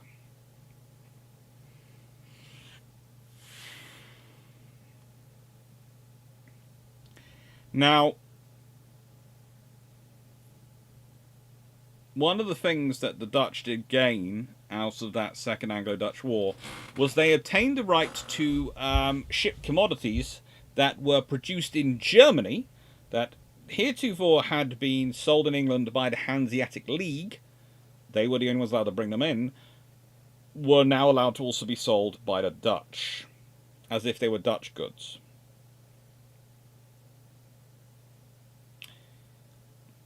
England also accepted the principle of free ships make free goods for neutral shipping, which theoretically meant that Dutch ships should not be, how do I put this, blockaded by the English should they be find themselves in a war where the Dutch were neutral.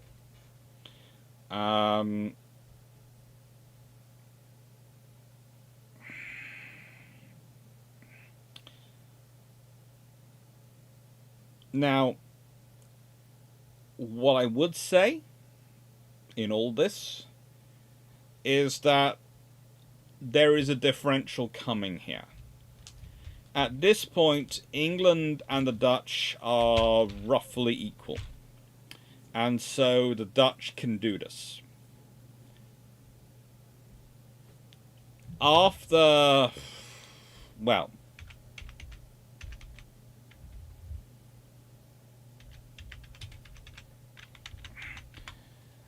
after 1688, you have, of course, the Glorious Revolution that takes place, and you know, sort of that's in roughly, you could say, almost 20 years' time from this. The Dutch fine with the English because William of Orange, who's the stadtholder, becomes the King of England, and the King basically takes over Scotland and Ireland as well as part of that, thanks to the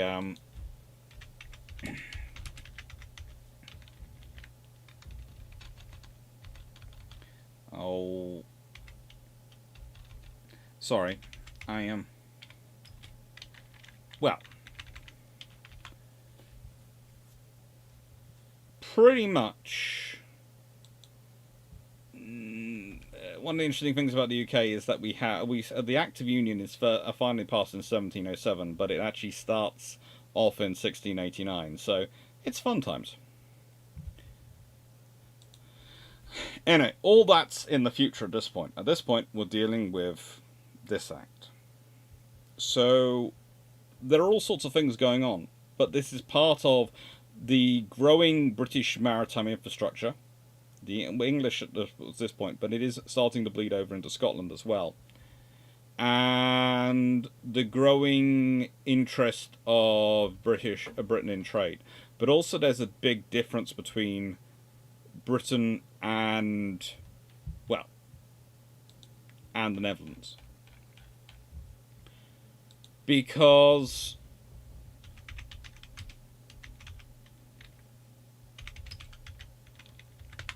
during these various wars, the Dutch have succeeded at various points in out-allying the British. That's a big problem for the British, okay? In the Fourth Anglo-Dutch War of 1780 to 1784, Britain is technically taking on the Dutch, the French, and the Spanish. The fact is, the British win that war. And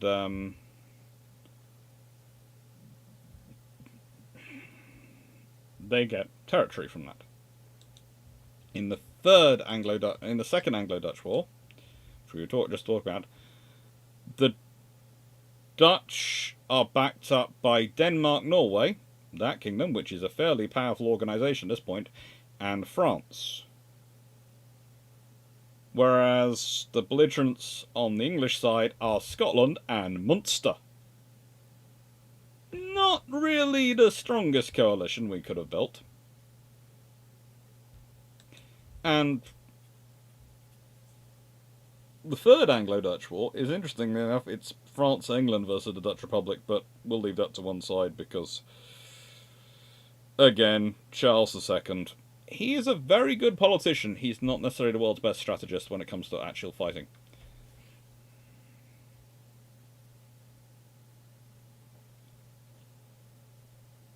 Steve Clarke, question. Did the Dutch have to produce evidence of origin for these goods? Not really, no. Because there's no evidence you could produce that couldn't have been easily made. The Dutch VOC had the same problem with silver smuggling, to the point the crew was forbidden to have it, and archaeologists found a large stash on board the wreck of the Rosrick in the North Sea. They're all having issues with the silver. Third Anglo-Dutch War. Unsurprisingly, when we consider this act, again, starts to promote issues. And also, this is the point at which the East India Company and the Dutch East India Company, the VOC and the EOC, the EIC and the VOC are starting to have their arguments, are starting to have their fights. Is this good or bad for ports like King's Lynn? Theoretically, it's good for all British ports. Theoretically. But in practice, it causes issues.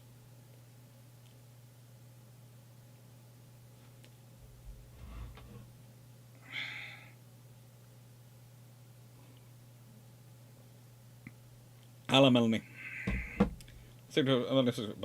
It happens, don't worry. This is one of those topics which I love talking about, and I'm happy to go over and do over. I do not expect it to be a big watched a massively watched video in my collection. Which is possibly not the most sensible thing, considering what's happened recently, but we'll leave that to one side. I like it, though. I find it an interesting thing to go through these navigation acts and think through what are the actual consequences. Because one of the things you have to consider is the various trades which are developing at this point. Okay? At this point, you're starting to develop the Asia trade, the Africa trade, all these things going on.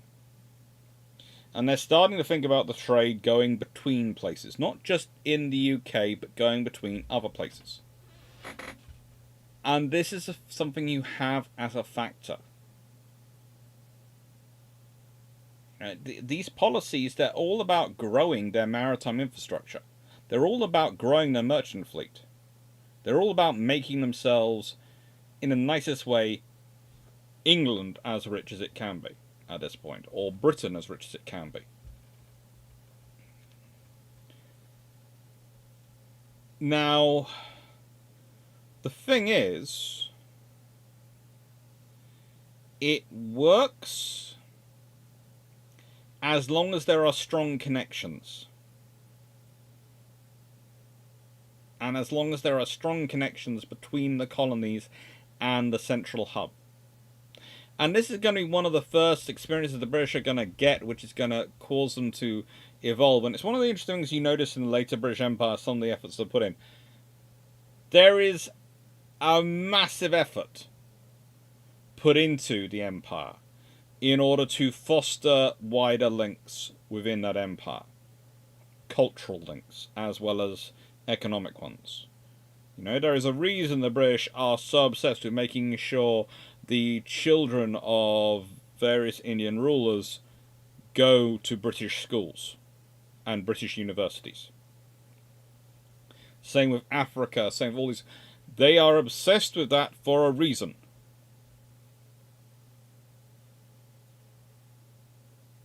It's not out of the goodness of their hearts, but it's also not out of a desire to force a culture on them. It's a desire to build a relationship. If they happen to adopt the English in the process and build up good relations, that is the primary thing. And that is the interesting scenario with it. It is, despite what happens in some of the colonies and some of the colonial administrations and some of the dominions, even after they get freedom, when they're setting up their organizations and how they run things, honestly, that's more a local administrator personality-led issue than it is a central instruction, because that's not really, the British worked out after their experience of early experience of empire, a sensible policy.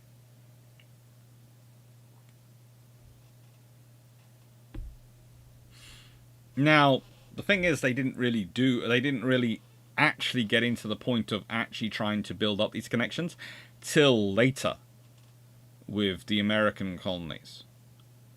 They had relied on them existing. And that's part of the problems we'll be talking about as we get into these navigation acts as things carry on. I wish they'd had the Dutch Ultimate Admiral Dreadnoughts. I wish they would as well, because I'm trying to get some pictures and plans for the 1913 battlecruiser design. If anyone can find them and send me links, please do. Or put them as comments or anything, because I'm trying to get the details of the 1913 battlecruiser design. And I've got some details of them, but I've literally got one book. And I'm sort of going, that's not really enough to put up decent images. And is there one good book on all this? Basically, it's Nicholas Rogers, Command of the Ocean. That's pretty much the book you have to get for this, to go through this. He's got various books which are to do with this sort of these periods, but Nicholas Rogers' book. Where is Nicholas Rogers' book?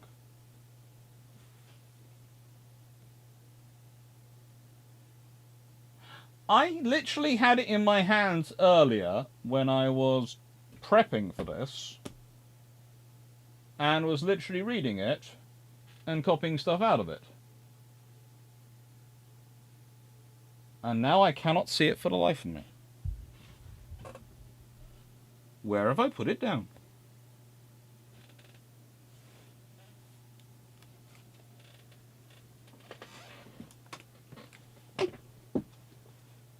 Nope. Nope. Not there. Where the frigate have I put it? Have I wandered into the house of it? I've got his original one, Safeguarding the Seas, which is... That's there. And that's the gap where the other one sits. So that's his first, sort of chronologically first book. Actually produced second book. Safeguard of the Seas, which covers 660 to 1649. And then, there it is, I put it back in the wrong place. There it goes. Command of the Ocean. Nicholas Rogers. 1650 to basically 1649 to 1815. So that's a huge tome. Worth a read though. Really good book to read.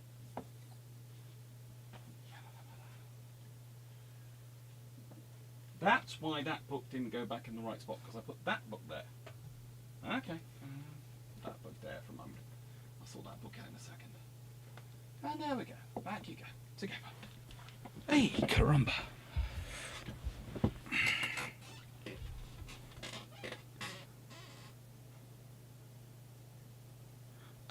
The 1940s one is on Wikipedia.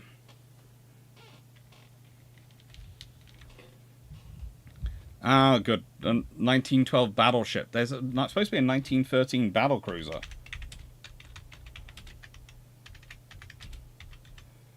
Or is my book wrong? Is it calling it a 1913 battle cruiser? 1913 battleship proposal. Ah, now I have it. Oh, that's a fairly decent design.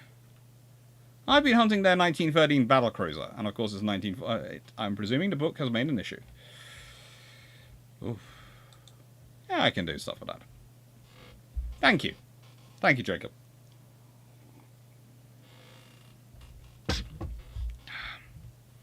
I have a book that includes Battleships and Battlecruisers by Sigfield Boyer.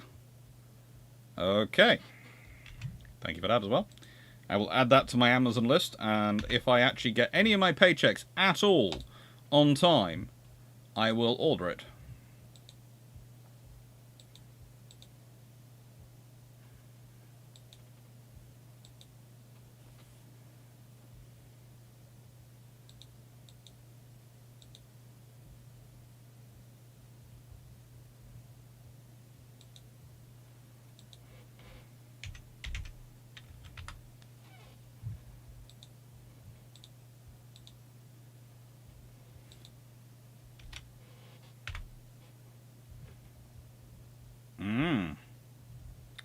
Nope, they only have it on the American one.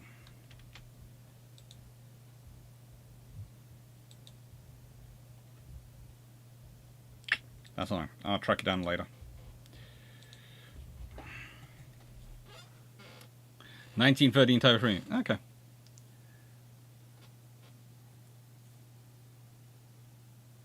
Darren Swarovski, comment on the video of a link. Don't put it in the chat and it'll make your life easier. Alright, so the Third Anglo-Dutch War is another interesting experience for the Royal Navy. And again, it's one of those things, it's a learning experience for the Royal Navy. And it's a Dutch victory, but the battles take place in the North Sea, near New York, in St. Helena, East Indies, India. They take place all over the place. And it's the war fought against William III, who is... Basically, Charles II believed that William III, because he was his nephew, would do whatever he asked him to.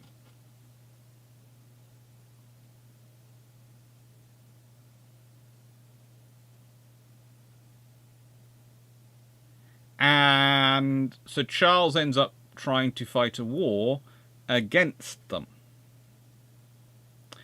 But Parliament doesn't want to fund the war. Parliament doesn't like fighting the Dutch. It's expensive. But interesting enough, in the middle of the war, they pass another act, the Navigation Act of 1673. As they call it, an act for the encouragement of the Greenland and Eastland trades and for the better securing the plantation trade. Now, here is an interesting thing. This is the difference between the East India Company and the Eastland Company. Okay? The East India Company has managed to bribe very successfully parliamentarians. They give them a huge amount of shares, they give them money, they give them all sorts of goods and services. And as such, the treaties which protect the silver trade and protect them have gone through quite happily. The Eastland Company, which is theoretically has the monopoly for trading with Sweden, Denmark, Norway, the Baltic, really, and Scandinavia, and trading with the UK or England, doesn't. I'm not going to say they're honest traders, but they operate on far tighter margins than the East India Company does, and so they don't have the money for the bribery level the East India Company does. And so one of the issues that has been produced, and one of the problems the British have in the Third Anglo-Dutch War that is pointed out, is the lack of the key supplies you can get from the Scandinavian countries for naval supplies, naval stores. And this is an issue. Oh, this is not good. So, what do? They pretty much they allow the trade to be carried by foreigners as well as by English bottoms. So that basically destroys the monopoly of the Eastern Company and very quickly destroys them.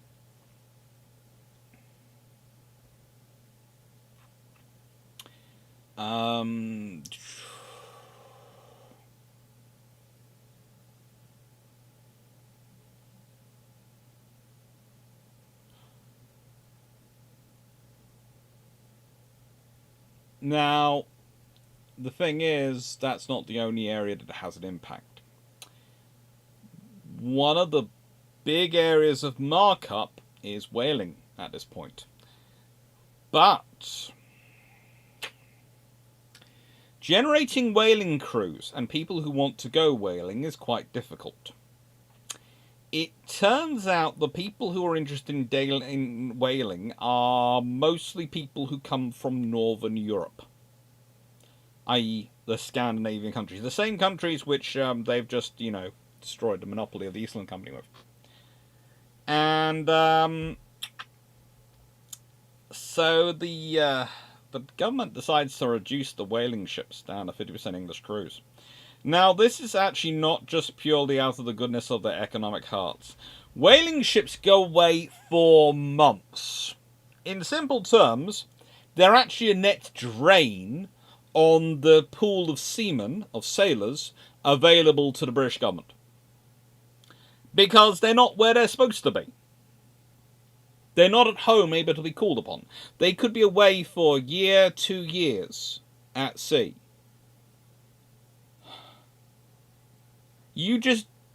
They're not any use to you.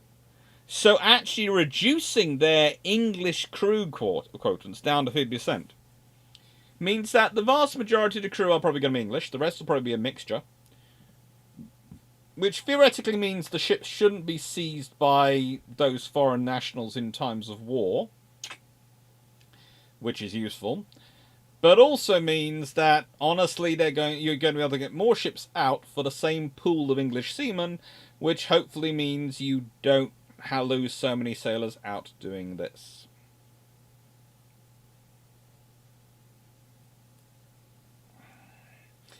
And I will say, Jacob, the book looks great, and so far the cheapest price that's flagged up in my search is Amazon United States, where it's $80. And is able to be delivered to the UK, but I have to sign in and done.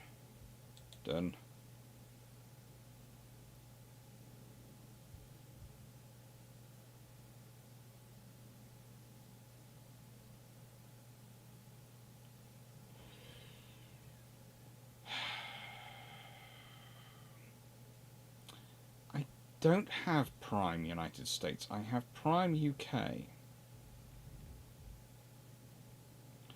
So that's what you're complaining about. My Prime US. Ooch. So yeah, I will have to see about the... well, for me to get that, that's roughly $90.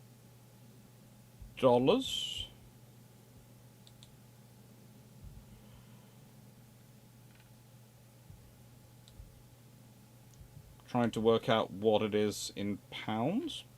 I'll look it up. So anyway, distracted by book. This is why you should never recommend books to me on the channel. I get this easily distracted by books. Should really get a photo, but a t-shirt made up of that, and they're easily distracted by books. I'd make a fortune on Spreadshirt.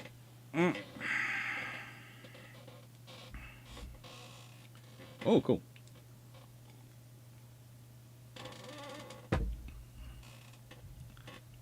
It's about $90 for me on American Amazon for delivery to the UK. Mike Cowlow, thank you.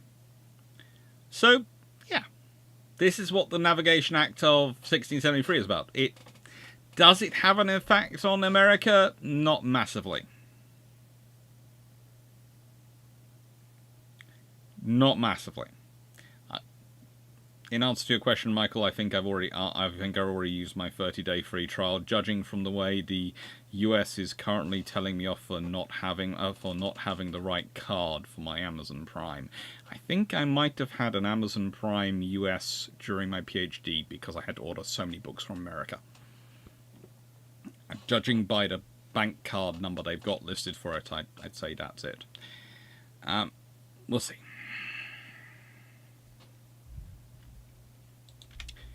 So this leads to the Navigation Act and then of 1696. You notice we managed to avoid an Anglo-Dutch war for a bit. That's mostly thanks to William of Orange. And, you know, we mostly have some peace for a bit, keep things going. But then the Navigation Act of 1696 happens. And this is a big one. It is a big one. Because... if I expand this out, you'll be able to see it. It required the registration of all ships and owners, including an oath that they have no foreign owners before the ship would be considered English-built. Exceptions were introduced for foreign-built ships taken as prize, or those employed by the Royal Navy for importing naval stores, often things like, but not limited to, rosin, tile oil, pine oil, and turpentine from the plantations. The Royal Navy, especially from America, would prefer to use English ships, but they did tend to use both Dutch and Portuguese ships on occasion. There's also ships which are Norwegian, Swedish, Danish being used for that to import from Scandinavia, and various other things. Basically, whenever they can, they want those supplies coming in. The deadline for registration of ships was originally to be 12 months, but was extended by the Registering of Ships Act in 1697. And in a twist, well, any regiment or any revenue generated from any suing or enforcement under the Act would be split in thirds between the king, the governor, and the one who informed sued. So basically, it was to incentivize you informing on your friends if they broke the letter of the Act, because you would get a third of any money sued. Now, the thing is, this could be quite a lot of money, because it could be anything the goods entailed. So if the goods touched the plantation, it could include the plantation. Any ships, any goods in terms of that they're actually carrying on those ships. All those things, those values, could well be given to you.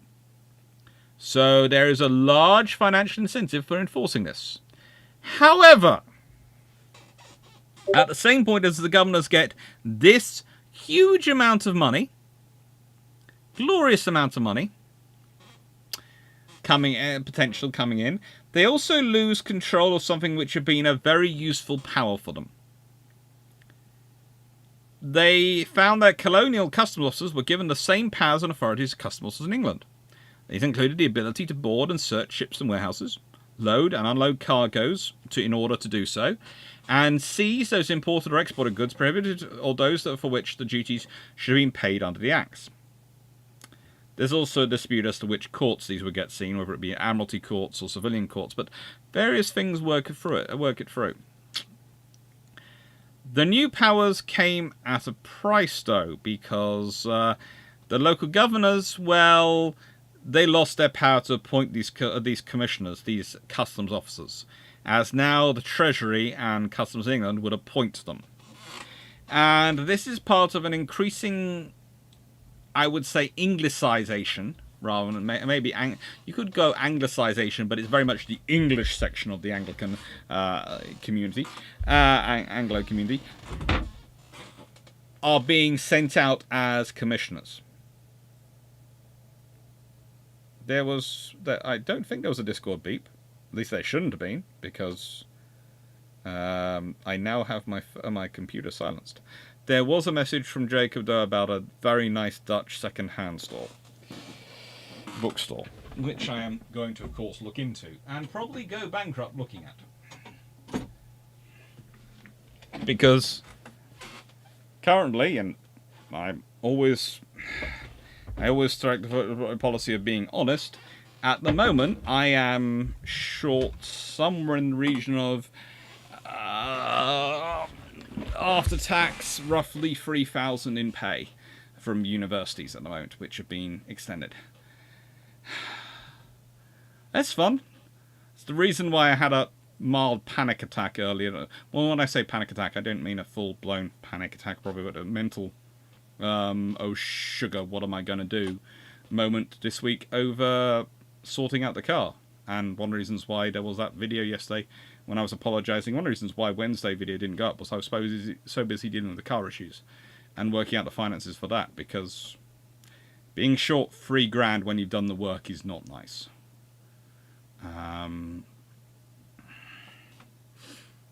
And yeah, that's a lot of money to be out, and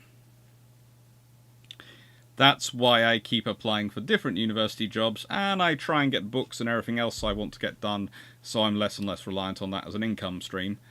And I want to grow my income and my ability to generate other income, just like these Navigation Acts are supposed to grow the British merchant and maritime infrastructure's income, and so grow that, incentivize that. But basically, the reliable income streams for me in a moment are this. Because the book's not out yet in second edition, that's not generating money because it's not selling. And the universities aren't, well, even most of the universities are very good and reliable. There's a couple which occasionally I work for which I have issues with, but there's not much teaching in the middle of summer, so you don't get pay for them.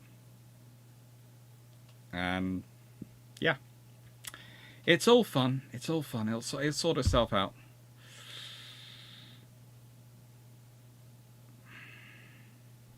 Actually, a politically neutral civil service, in theory, not controlled by governors, it'll never work. The idea was more that it was a neutral in terms of they're appointed by the customs officers in the UK, so they were appointed by the central government. So they would have their power would come from the central government as much as it came from the governors. So they would be just as dependent on the central government more than the governors. But also they would be more English presence within the local community. As customs officers, they would be a major political presence. Basically, it was because they were going to have powers of arrest and powers to control the ports and the merchants, other things, you were basically putting in a very powerful person who was, I wouldn't say a force of occupation, but certainly a force of integration.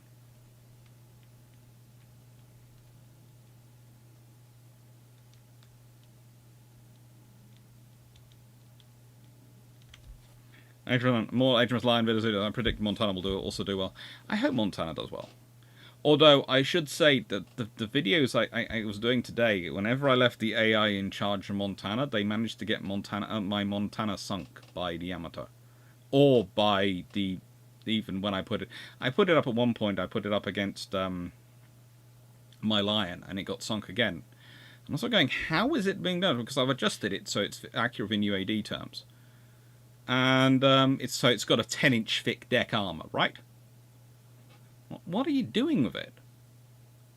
Well, it's 28 knots vessel versus roughly a 27 knot vessel in terms of Yamato, but that's got 18-inch guns, and a 30 knot vessel in terms of Lion. And they just keep charging in. The AI, if I leave the AI to run it, it tries to charge in. Like, I don't know, some sort of jousting knight. And with Yamato, that means you get into point-blank range of the 18-inch guns, which no one has the armor to deal with of. And with Lion, that kept ending up with Lion being able to maneuvering and firing its guns, basically raking them a Montana somehow. I looked at the stats going, how's this happening? And it's the 2-knot advantage pretty much just sort of having a bearing. A little bit of a bearing, but just that, and yeah. Anyway, when I was running it, and I directly controlled it, the only ship which beat me consistently was HMS Dreadnought. My 16-inch gun ship. And that basically is just a case of, yeah, armor's almost as thick as each other, and yeah, that has 4 extra rounds per salvo.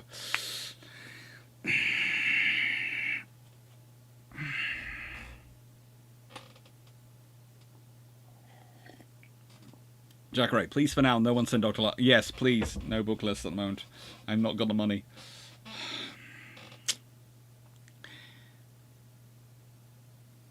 See, in some ways, customers have more powers than police when they are property. Yes, because they have the power to order cargoes to be offloaded and reloaded. So they can go walk on your ship and order you to get rid of your cargo off the ship. They have a lot of power.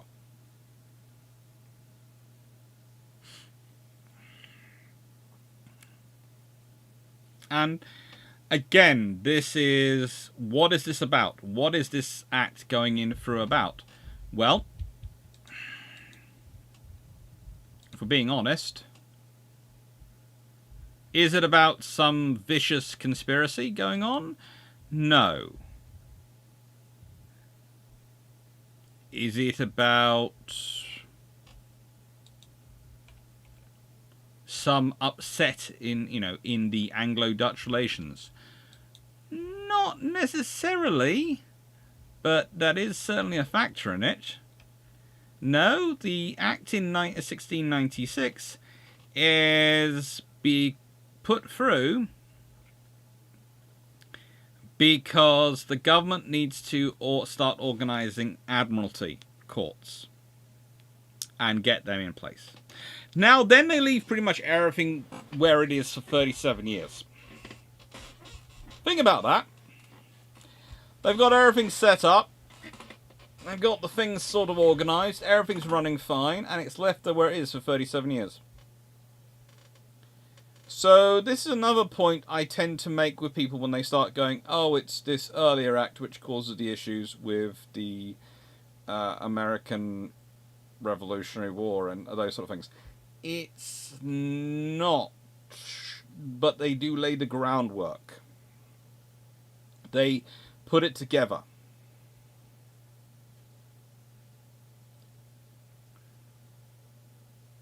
They really do.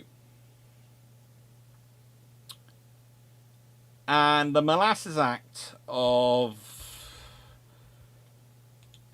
1733 is, how do I put this politely?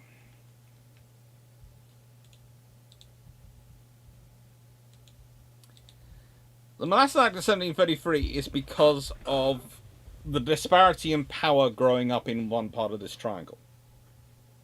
So this triangle is theoretically sugar, tobacco and cotton to Europe, textiles, rum and manufactured goods to Africa, slaves to America. This is the trade triangle roughly going on. But it's not really going to America, because the big trade is not to do with America. The 13 colonies, by this point, have been woefully mismanaged. have managed to make themselves very interesting in terms of how they treat trade, etc. In terms of how much trade is going back to the UK and how much part of the wider economic system in terms of the English-British Empire they are part of. The big drivers now of this trade are the Caribbean islands.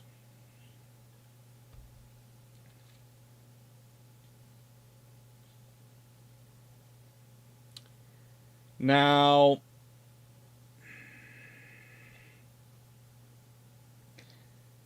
this act, therefore, is passed with the idea of regulating trade and making British products cheaper than goods coming from the French West Indies.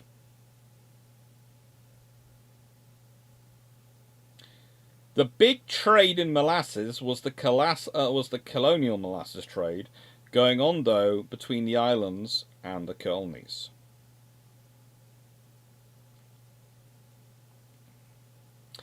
Where pretty much merchants often purchased huge amounts of molasses, raw sugar.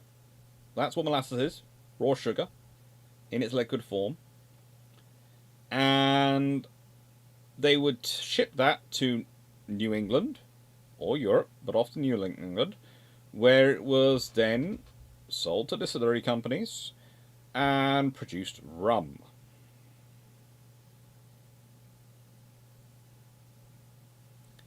If you sold that in New England, that molasses, you could then purchase rum, furs, and lumber, occasionally if you had the space, and then you ship that to Europe. That you'd then settle for a huge profit in Europe, because trust me, furs were really, really in demand in Europe at this point. As was rum to an extent, but furs more. Lumber less so, because Scandinavia was also a source, so you had a wider market to compete with. So you often had less of a markup. And then you carry on the triangle again. You take manufactured goods and rum again from Europe to Africa. Rum is something which is moving around a lot. You have to remember, rum is a fairly cheap calorific intake. It's also in an era where you have issues with quality of water.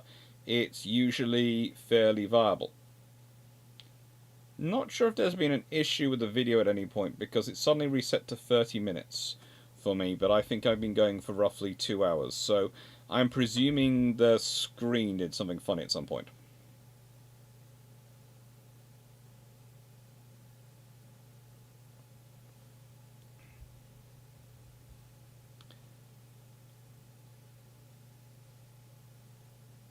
Imagine if there was Bookman. I would spend so much money with them. Those customs inspectors definitely have more power. Police often need reasonable suspicion of crime to enter. Customs can enter to look at your cargo simply because they want to.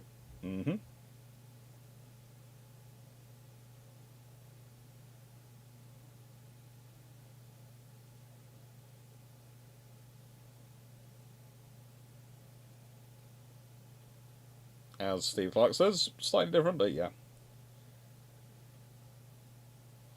Simon, how much these customs excise didn't even need a search warrant. They could use a writ.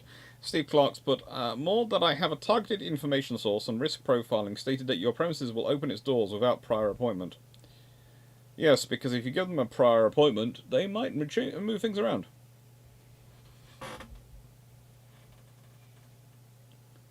Everyone, don't we decide that they're just simply take control of those islands about 25-ish years from them?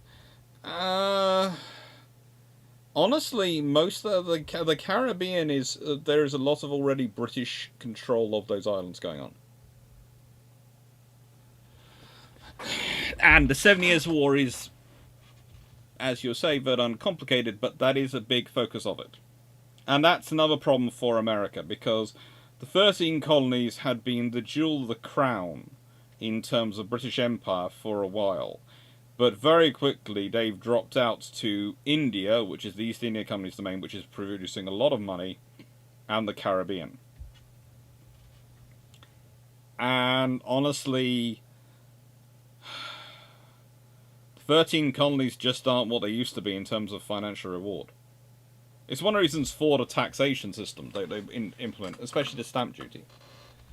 Now,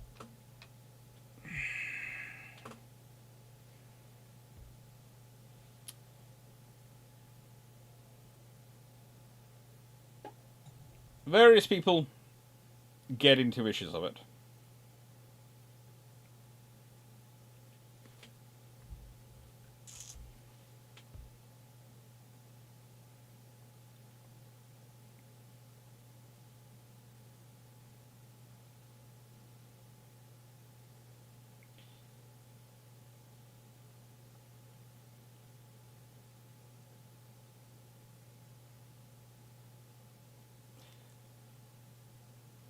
But one of the other issues that comes into it at this point is that the Americans, the 13 colonies, have set up a habit of, as I said, they are disconnected from the wider English Empire. They have developed their own self, really. And this means they don't like this idea of it being prohibitively expensive to trade with the French West Indies over the English West Indies. And they're going, oh, this is going to ruin our economy. And there are various British members of the Board of Trade, when they receive phrases from, and letters and missives from the Americans, who basic response is, well, you've been raising up the French colony islands at the expense of ours. In the nicest way, there were several British leadership who felt that the colonies were acting, in many ways, were starting to act as almost independent nations and independent organisations. And that was, instead of them being part of the English Empire, which they were supposed to be, they'd separated themselves off. It's an interesting scenario because you get to it and you're sort of dealing with going, well, hang on, how's this happen in these colonies, which are some of the original colonies, and not in the other colonies? And I would say in many ways it's a learning experience, but also it's the way those colonies were set up. Those colonies especially had a great deal of people coming to them who were coming to them because they didn't necessarily fit in the UK. One of the you deal with some of the groups of immigrants who go out to America. We often talk about the prison ships and prisoners who go out to form Australia and are dispatched out there. The convict ships, convict convoys. Well, the thing is, to an extent, the people going out to America, some of them, a large number of them, were really on the outs with the English government. And especially after the failure of the Leveller Rebellion, they had a choice. It was put up with the English system and its views on basically embracing a middle line. We're really not going to bother much what you do as long as you don't cause any trouble and don't really interfere with other people route, or go away and try and implement your new Jerusalem. And so some of them had. And this meant that there's always a difference in opinion. And one of the interesting differences in opinion is the views over the British Constitution, because some of the Americans often believe themselves to know the British Constitution better than the British did. Samuel Adams is a good example, and he could really have a case versus some because he really was a studied, learned authority. However, the British Constitution always argues that Parliament is sovereign. Now, you can say taxation without representation is not right, and you can point out to the various scenarios, the debate of poundage and tonnage, etc., which Charles I tried to implement without the agreement of Parliament as a cause of the English Civil War back a long, long way as part of the Wars of the Three Kingdoms. And you can go all that way back and go, well, look, there it is. The trouble is with having an uncodified constitution is that things can evolve. And at a certain point, the colonies were forgetting they were colonies, not part of the major institution. And they had separated themselves off so much that they didn't have the churn of people going backwards and forwards, moving back to England in terms of volume often enough to represent their case as part of the English, I hesitate to say ruling classes, but chattering classes certainly. That would have informed debate in the UK. The people who are returning were often the people who'd been sent out. And so they turned up in America, in the 13 colonies. They had the opinion of the 13 colonies as basically colonial administrators, and then they returned home. They weren't part of they were in the 13 colonies, but they weren't necessarily part of it. So they don't necessarily develop the understanding of it, of where it's moved on. And so they see it as as a colony, and a functioning colony. They don't see the issues coming up. And neither do, to an extent, I would argue, some of the colonists. Because one of the interesting things is that, and, well, they wouldn't consider themselves colonists. They would consider themselves part of the originals there. They would consider that to be their home. So, yeah, you have then the Sugar Act. And the Sugar Act basically makes the Molasses Act permanent. And this is the big one, because this goes through in 1764. And it's 11 years before the American Revolutionary War. There are Stamp Acts and various other acts which come in.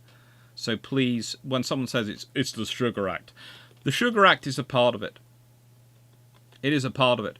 But it's a build-up of things which have been coming for a long, long time. The fact is, I would argue, the 13 colonies have been growing away from Britain for roughly 100 years by this point.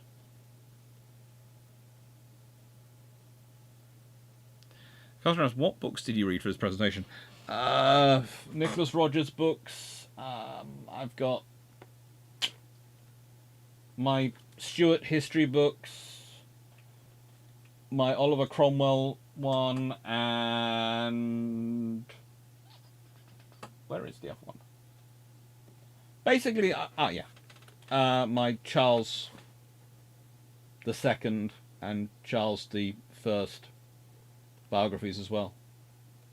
Basically, I read quite a fair number of books for the presentation.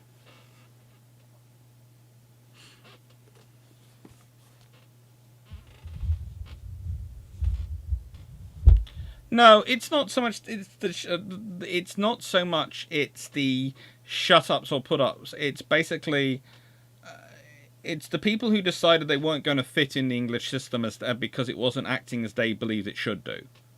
So they'd gone out to develop a new British system as they believed the British should system, and that automatically caused a conjunction because you then have them passing it on to their children, their views of how the British system should act. So they're not telling their children how the British system is. They're telling them how the British system, in their opinion, should be. This is why when someone tells me, oh, the American Constitution is based on the British Constitution in the 1700s, I go, no, it's based on an idea of the British Constitution from the 1600s that has matured for roughly a century in a different world. And that's where the differences come from, and that's where its differences in opinions and its evolution comes from.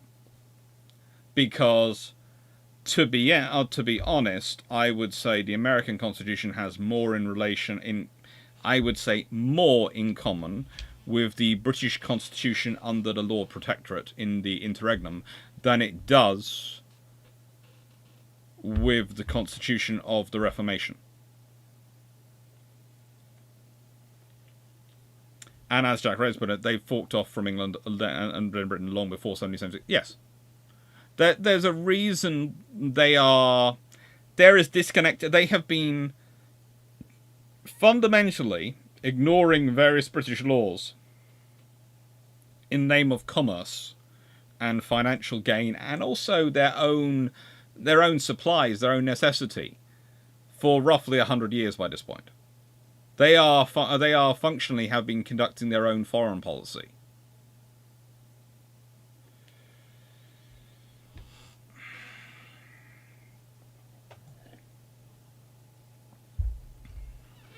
Derp Squad.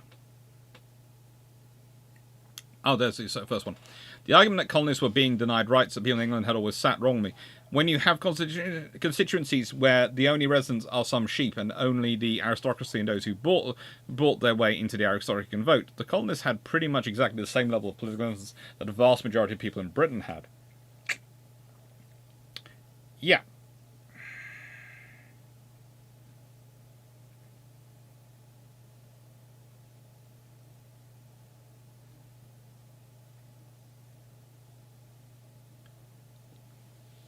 So the US seems to hold the Magna Carta as some godlike document of freedoms, which is fine if you're a noble, which they were not. Yeah, this is some of the interesting things. And again, today, a lot of people do like to hold the Magna Carta in the UK up and go, this is a brilliant document, and we should, it's the foundation of the British Constitution. You go, are you really sure you want the Magna Carta to be the foundation of your Constitution? You really sure? Have you read the Magna Carta properly? I mean, in the context of what those words meant then, rather than you can infer their meaning today.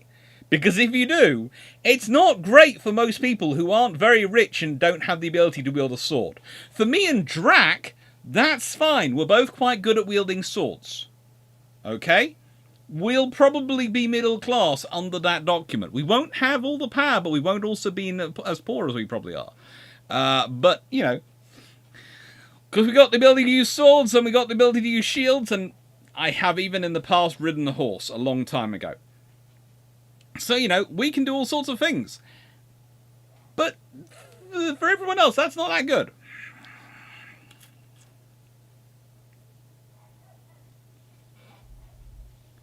Hello, Mole's Revenge.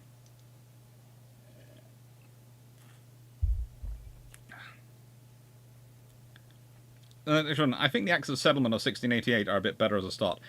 They are, but what they're based on is in many ways, again, interesting things going through them. Because you can own land in the UK. You could own land in the UK. That was not a thing. You can own land.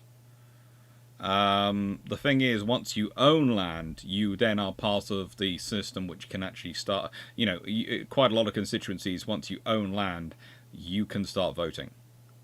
So that's often the requirement in many constituencies, is owning land, if you're a renter rather than owner. But there are people do buy land and get promoted up to the level of being able to vote.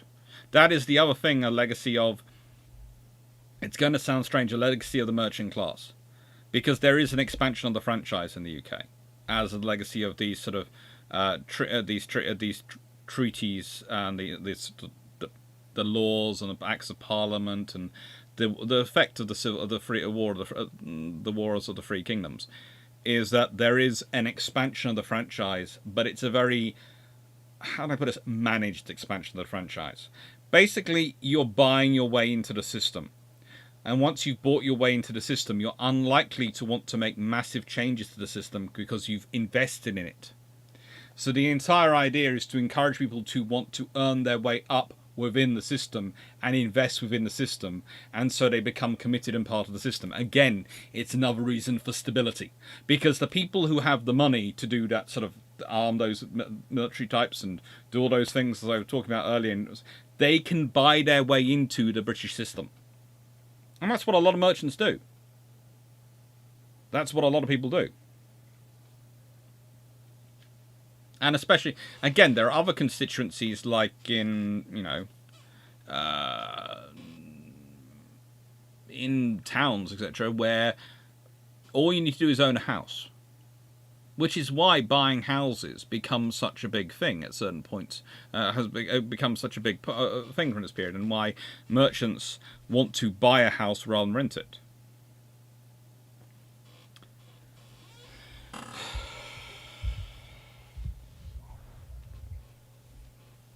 Mm-hmm.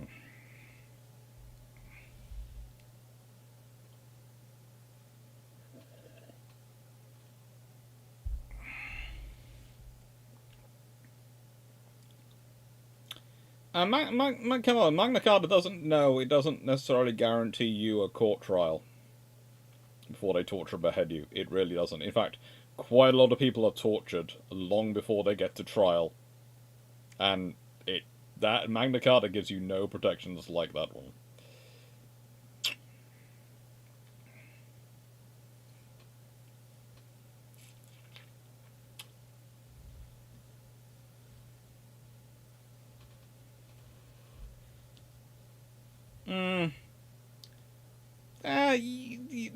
So you're saying crossbows were banned against Christians, but there again, occasionally some of them got used by the Scots against the English, and the English against the Scots. Plus, there's always longbowmen involved.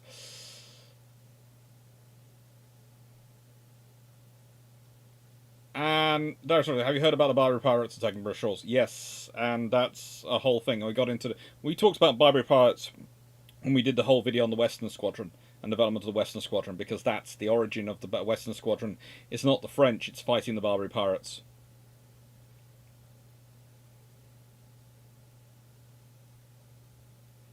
Dylan Van Tor read the book the other day in a book by Atkinson that the average American colonist would pay 6 pence per annum in taxes, opposed to 25 shillings for the average Englishman at the time.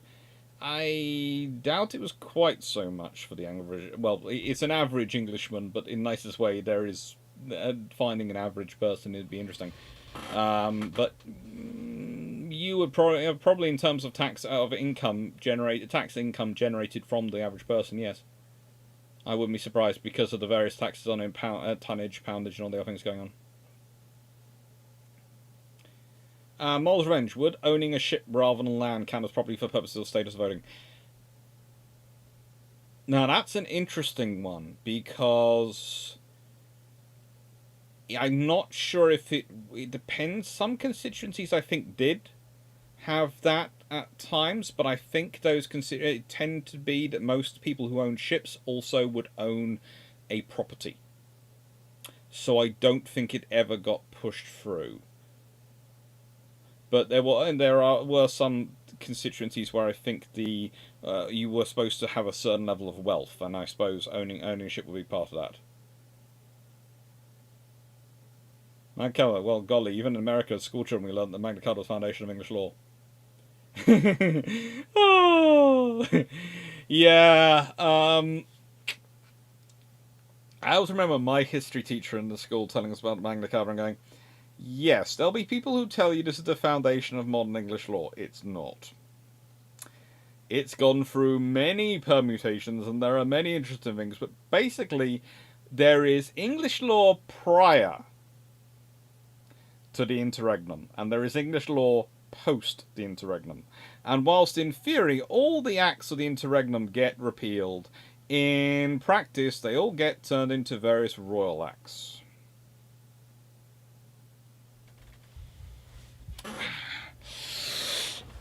And it's just fun.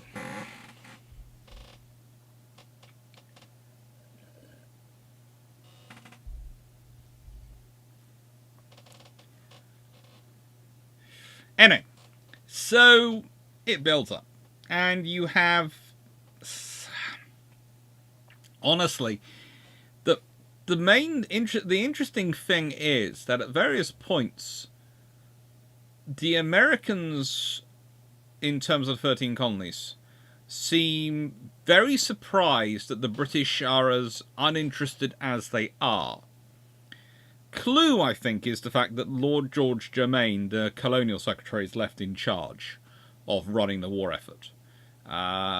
Whilst he's a flamboyant and able to buy friends and is a friend of the king and all these things, the fact is he's not considered one of the more serious personalities of British politics. And honestly, the 13 colonies are not the financial centres they think they are. There are some British politicians who get very worried about this and are going, oh, if we lose America, we'll lose our naval superiority because we'll lose the pool of seamen that, the transatlantic trade generates. Until someone turns around and goes, you do realise the transatlantic trade, the ships going to the Caribbean are 5 times the number of the ones going to going to the entirety of America, including the ones going to Canada. Let alone the 13 colonies. And it's a case of, what? Yeah. And by the way, these are the ones who we informally have issues with Dutch smuggling, all sorts of things going on in all the time. Oh.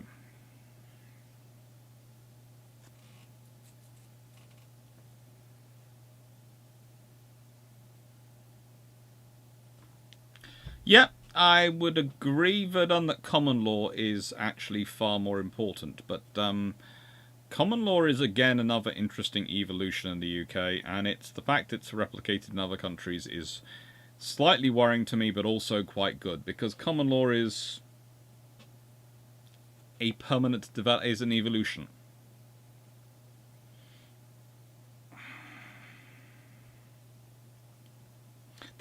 It's a Barons' Revolt, right? Quite sure they must look after themselves. Yes, it was a Barons' Revolt. And this is the other thing with the Magna Carta, when people go, oh, yes, it was the, it was the people. No, it wasn't. It was the rich barons revolting against the king who wasn't behaving himself. Basically, there's always an informal contract for monarch and leader of the country. You can run the country, you can be in charge, but you have to behave with a certain level of predictability. And you have to be able to keep the merchant either the merchant class on your side or the nobility on your side, preferably both. Henry VIII is a good example because he often played the two off against each other. Henry VIII was just as authoritarian and just as occasionally unpredictable as John, but he was capable of playing the merchants. Hence his promotion of ministers, and ministers using their titles almost as if they are lords. Cromwell is a good example, and that's Thomas Cromwell, that is.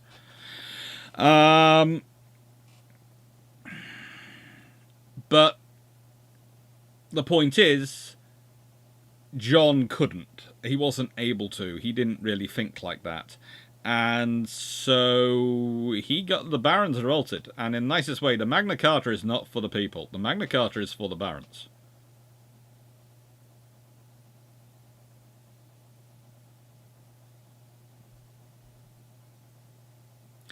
Death Squad, it's always worth remembering that the single colony of Jamaica made more in tax profits for the Crown than the 13 American colonies combined. I think one stat I once read was that the colony of Jamaica made more in tax profits in 1 year for the Crown than the 13 American colonies combined did over a 5-year period. I seem to remember sort of reading that at one point. I'm not sure if that's 100% true. And I read it seemed a bit much to me, but there is certainly a issue in that getting taxes out of the 13 colonies and getting any money out of them, even taxes they were supposed to pay, was continually difficult. And the interesting thing here, of course, is Samuel Adams. If we go back to him, he was a tax collector, and at several points he didn't force people to pay their taxes. He ends up getting sued by someone who's a political opponent of his, basically going for failing to collect taxes because the area the area he's responsible for is going bankrupt because he's not collecting the taxes. And it ends up with a public town meeting which forgives half the debt, most of the debt, and the rest is paid off by friends. But the thing is, he's being sued because he's failing to collect taxes. And this is not an unusual case in America. So even if the taxes they're supposed to be collecting, they're not actually collecting. That's a problem. And it's one of the things of going, no taxation without representation. Well, you aren't sending any taxation, so you're not going to get any representation. That's an issue.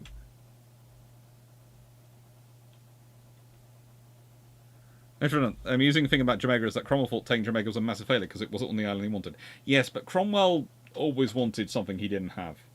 Basically, Cromwell wanted to build a new Jerusalem in the UK.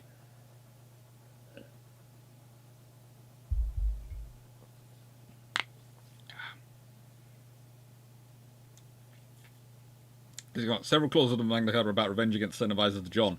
Yeah! I might know might know one of the, have a connections at all with one of the families which was actually implementing those things. Oh, yeah. Look, in the nicest way, my family have a habit of being on the winning side in battles.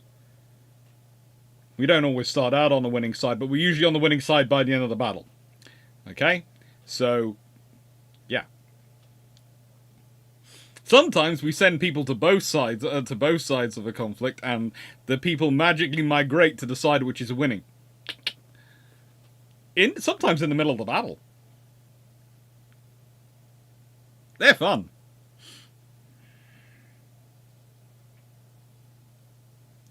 Jack Ray, there were also a lot of lowlanders Scotland who moved from Britain in the 1600s. They had extra motivation for not paying taxes. Yes, and there were people who were not from Britain entirely who were moved to America who didn't want to pay taxes. You have to remember, there are parts of America which were settled by the Dutch, and by others which were taken over by the British. There are French colonies. There are all sorts of fun things.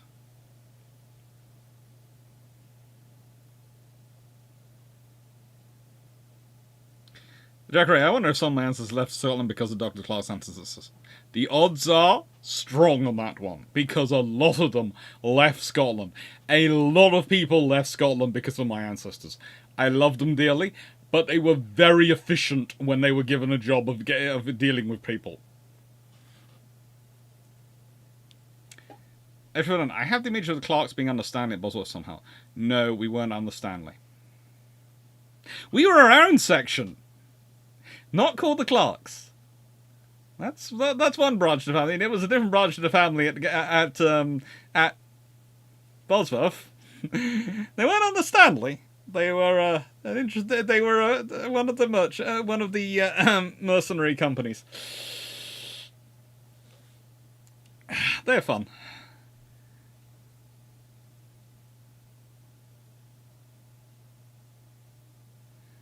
My God, Elder's talk reminds me of tax, reminds me of a ship I visited recently. It's a recreational Swedish trading ship, and they told me of how they made money on the India trade by selling their tea to British black market.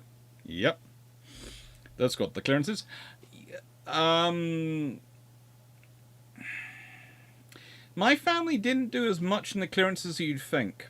Mostly, they were called in when there was when people decided to... occasionally, when people decided to actively resist the clearances, that's when my family might be being called in. But as a rule, no, we'd moved on by that point, largely. You have to remember, we at certain points end up moving to Cornwall. A large section of the family do. We go all sorts of places. We also go to Liverpool, and we are doing a lot in India and other places. So by the time the clearances happen, there aren't really a lot of my family around to do that sort of thing. In the UK, they're off making their money fighting elsewhere. Most of the ones back in the UK are the ones who are just looking after our own spaces.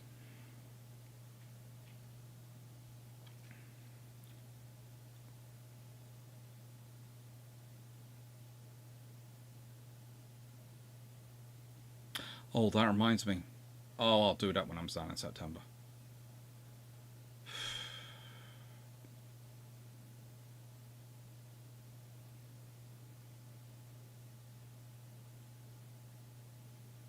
As we know, cleared Scottish fishermen were murdered at Carnell as reservists.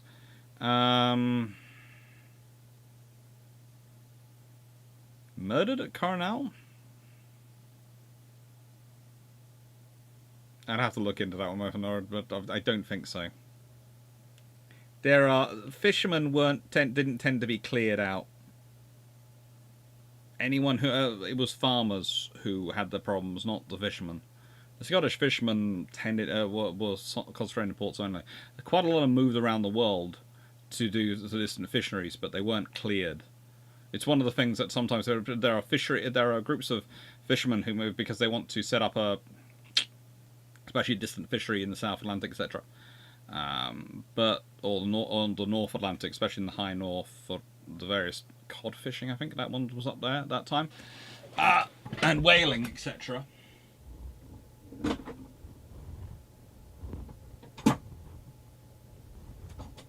But yeah, fishermen that didn't tend to be cleared.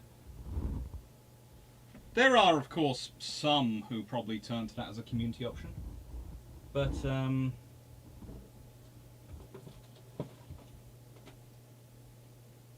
very few and far between, because there are usually other better options for them to do.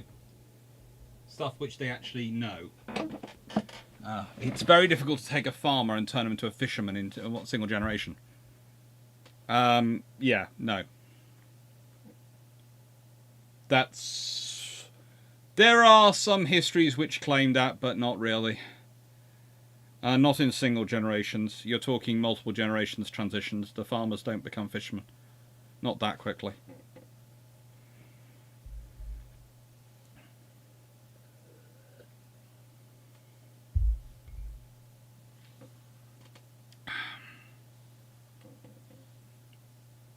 And yeah, at Carnell, there's no extra people who are sunk. There's enough naval personnel sunk. I've never heard of a Spey attacking a load of fishing ships. I could have missed it, but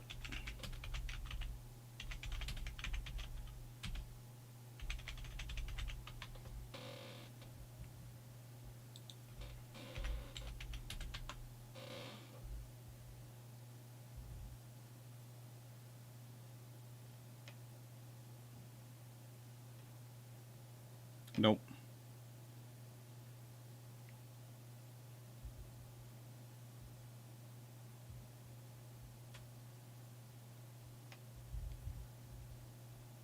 There are many things he did do, and also most of the people who settled in South America were actually usually Welsh rather than Scottish, especially in that part of the world, in Patagonia, etc. There's also a fair number of Cornish down there, miners. Again, I've got quite a large amount of mining family, as well as warfighting family, etc. And yeah, there's a section of them down around there.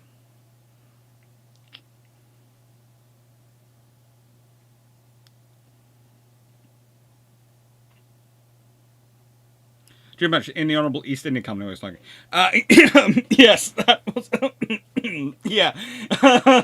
Oh, good lord. Yeah, East India Company. Yeah, oh, good lord, yeah, that is quite a large chunk of them. Yeah. Yeah, there were all sorts of things which were my family's talents were very useful for. And of course, the Royal Navy had expanded a lot at this point, so there are a lot of them in that as well. Take care, Tanif. So yes, the American Revolutionary War happens, and unsurprisingly, after this point, there is pretty much nothing done about navigation acts for a long time. If we think about this, arguably in terms of British navigation acts, it's 1764 is the Sugar Act.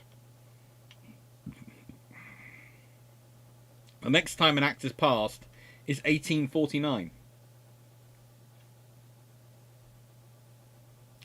I'm slightly worried that our families might have been finding together at various points, Dr. Clarke. Again, that's not unusual. I met a very, very nice person who was descended from Huguenot French, and we were chatting away, and we both sort of knew about a certain battle, and they went, "How do you know about this?" I went, "My family's involved in it." We found out that literally our families had been to sections next to each other.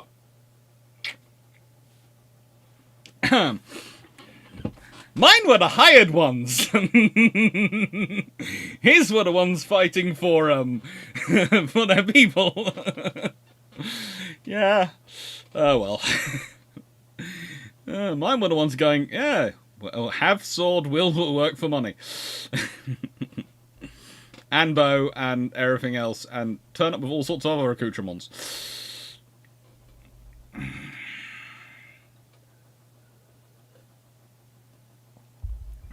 But it wasn't single generation transitions. My gosh, Scots Irish are a foundation of Appalachian culture. Oh yeah, that's always extra fun. The amount of Scots who go to Ireland and then do their own sort of Scottish Irish culture, and then go to other places, and then it's evolved. It's again, there are family roots with them because we sometimes provided the ships to move them. Anyway, leaving that to one side. So, the final Navigation Act is 1849, and it's passed as part of the Corn Laws.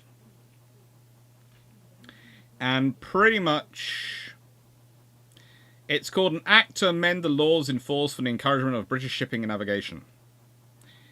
And it pretty much repeals all the previous ones and sets a free trade system. It's a transition from a mercantilist view to what will eventually become a capitalist one. And it's, to an extent, the system we still have to this day as far as navigation and shipping in the UK is concerned. Now, at this point, interesting enough, why are the British putting free trade? Well, because they are what the Dutch were back at the beginning when they wanted a free trade agreement with the English. The British are, by this point, the world's superpower in terms of industrial manufacture capabilities and trade. They control the world's trade because they provide most of the merchant shipping. They control the world. They own most of the world's, territory. They are most of the goods the world wants are either manufactured in versions of in Britain or delivered by British ships. So Britain can afford to be free trade.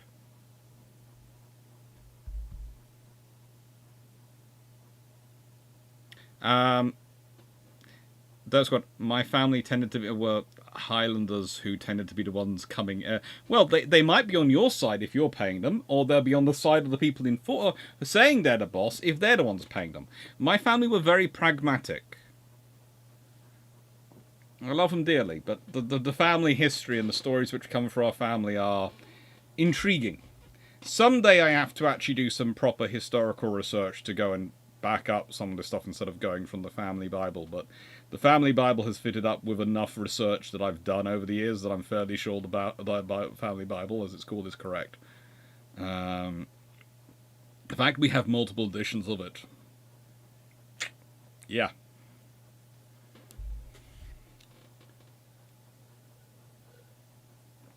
As you mentioned, in World War II, I had two uncles in the desert where were between 5 to 10 miles apart from each other on the same side of either side of the same minefield. One creating it, the other removing it.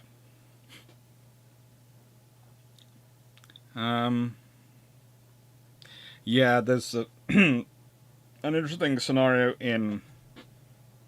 Let's put it this way: there is a point at which one of the frigate squadrons in our family was literally one branch of the family, one branch of the family, one branch of the family, one branch of the family, one branch of the family, and there's an entire squadron which is entirely captained by different branches of my wider family. So they all have differing surnames.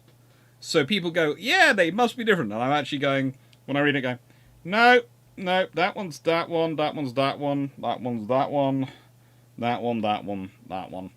Yeah. They're either cousins or either first cousins or second cousins, and knowing my family, they will have been they will have all met each other at various parties at some point.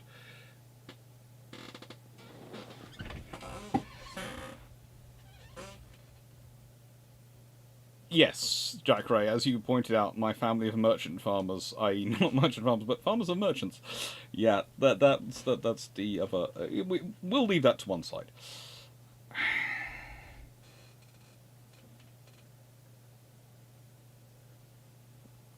Yeah, there is actually a.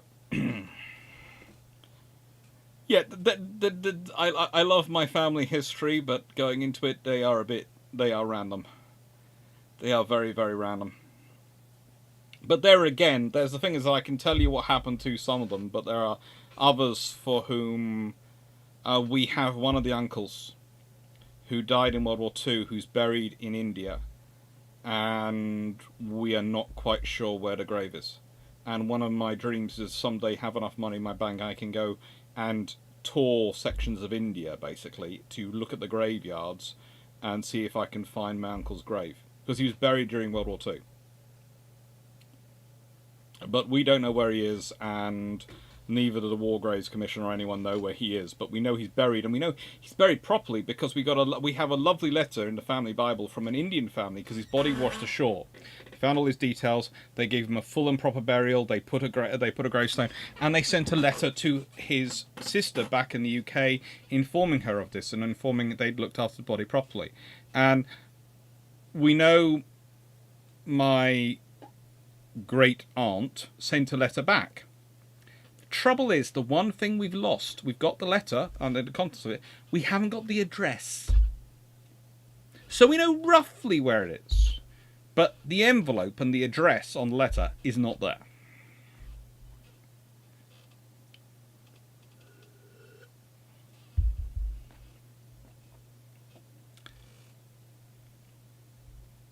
I did get to go to an Africa reunion. That would have been interesting.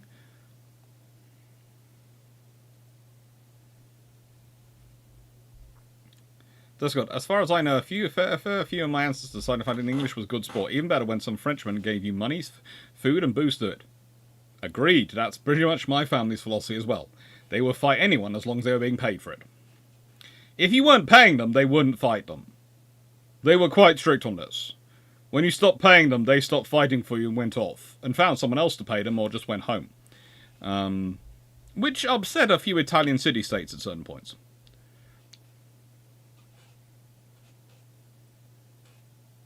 Hey, we had a good enough reputation we could get hired again.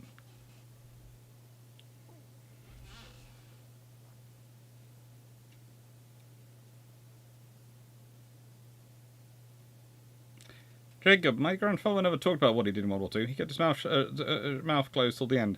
But it was a case that my father and uncle had to go to the police station to hand in a gun they found out after he died. Yep. I know where one of my great times free grandfathers was buried in World War I, but unfortunately it's in Iraq, so unlikely to be able to see it. That's a shame. It depends where in Iraq. There are certain sections you can get to which are okay. And fairly stable and safe to go, and fairly stable and easy to travel to. But yeah, I know the graveyard up in Liverpool where there's about 4 generations of my family sitting around that graveyard. There's there's graveyards down in Cornwall which have, oh good lord, about 24 generations of my family in at various points. And there's graveyards up in Scotland, and there's some in Ireland. There's one in Canada. I saw that while I was in Canada, actually. That was fun.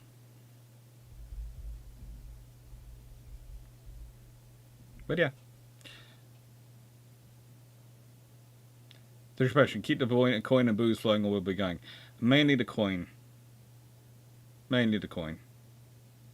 I would love to say I was the first generation of non-drinker in my family, but actually quite a lot of them have been.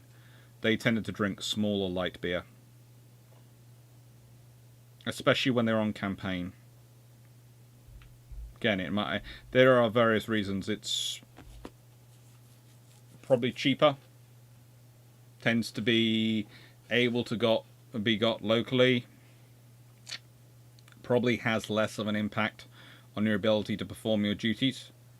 And again, we were an interesting group in that we were fairly organized and professionalized. We drilled a lot. I know this because there's a lot of talk in the various family documents of drilling and fighting, of drilling a lot.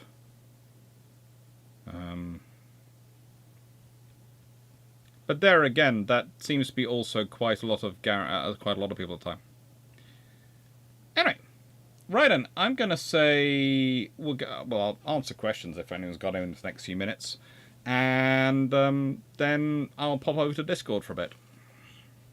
But thank you again for all your support. I don't want to labour this too much because, for obvious reasons, because of what's happened, it's big on me at the moment. But without the people who are supporting through YouTube, the super chats, the people who subscribed as members, all those things, and without the patrons, I would seriously not be able to do this. Or I would not be able to get this time. Honestly, it's come to the point where, to an extent, your support is subsidising a couple of universities. And I know that's not sustainable. I do know that's not sustainable. And that's the big problem with me with being an academic historian, is either finding a way to make it, to have a tenured post which tends to actually pay you more and also be a reliable income stream. So reliable it actually tends to have an impact on your ability to get mortgages, etc. At lower rates. Or, well, I have to find a way to be economic, like sort of, Simon Elliott, the very nice Roman history academic who I've had on here a few times, had on bilge pumps a few times and various other things, who's a good friend of mine, who is basically managed to find, when he works, his is mostly thanks to TV work. And TV work and books is how he pays his bills. My idea is TV work, YouTube and books will hopefully start, hopefully if I manage to put enough in it, will provide enough money coming in that if I've got the teaching as well in university, then I'm in a good enough position I can secure my future.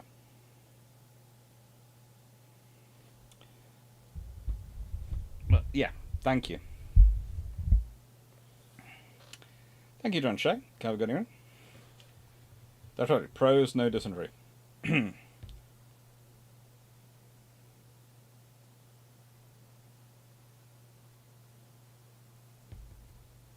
That's good. I don't think my family ever fought for the English. Too many women and children have to tender mercies of English soldiers to forgive. Fought for anyone else against anyone else. Anyone else against anyone else. My family were co-opted by English kings and queens quite early on. We managed to get a very good deal in being quite a lot of queens' personal bodyguards, especially when they were worried about the guards being supplied to them by their husbands. We found that as a very profitable side gig. That's it. So people overplayed the importance of 13 colonies. It was, in many ways, the people romanticised the 13 colonies in terms of their role and importance to the British economy, etc. at the time. And yes, it had value. Please don't get me wrong I'm not saying it had no value. I'm saying that its value and level of importance to the wider British economy was nowhere near as great as was feared by some in the UK government, UK Parliament and, UK chattering classes, and as powerful a position as some of the colonists believed themselves to be. I think, honestly, that's why I often think the colonists didn't realise, some of them actually didn't realise what they were going to end up getting was independence. They thought they were so important to the British government that the British government would cave rather than fight. And when the British government fought, they found that a bit shocking, and eventually they go down the path towards independence.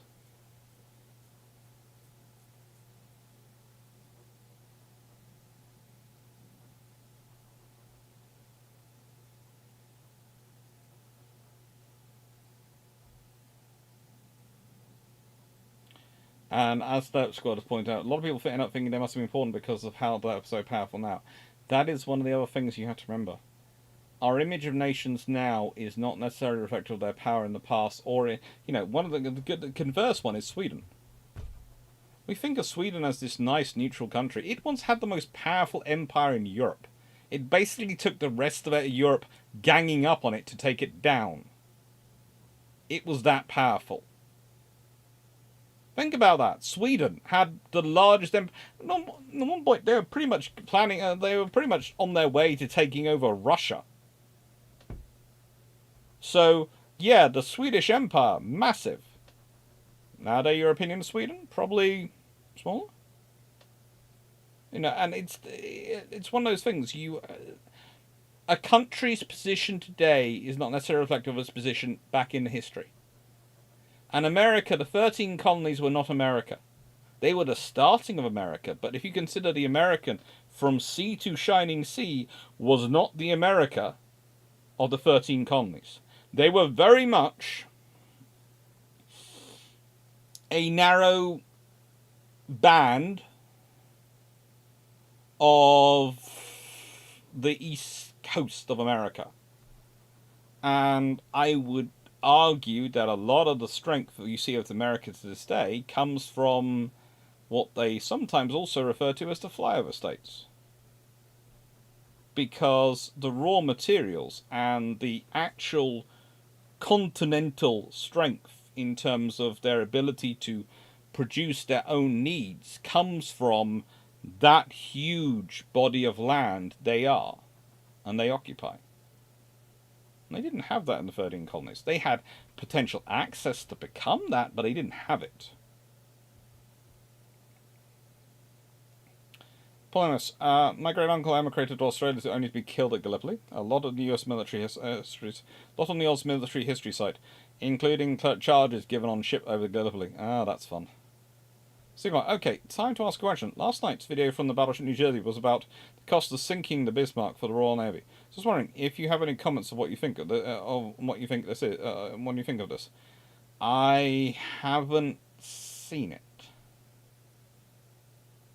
but I'll go and have a look at it at some point. But there is actually, and I will put this below because if I get it open and I open up my studio and I get the link, content, posts, there is a post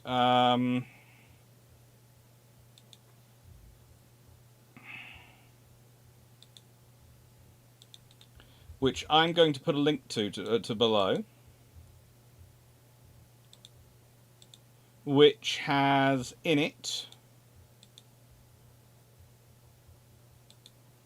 details which are things like,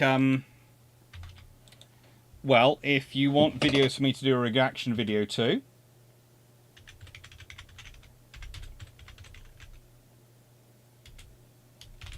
and hot tub historian suggestions for,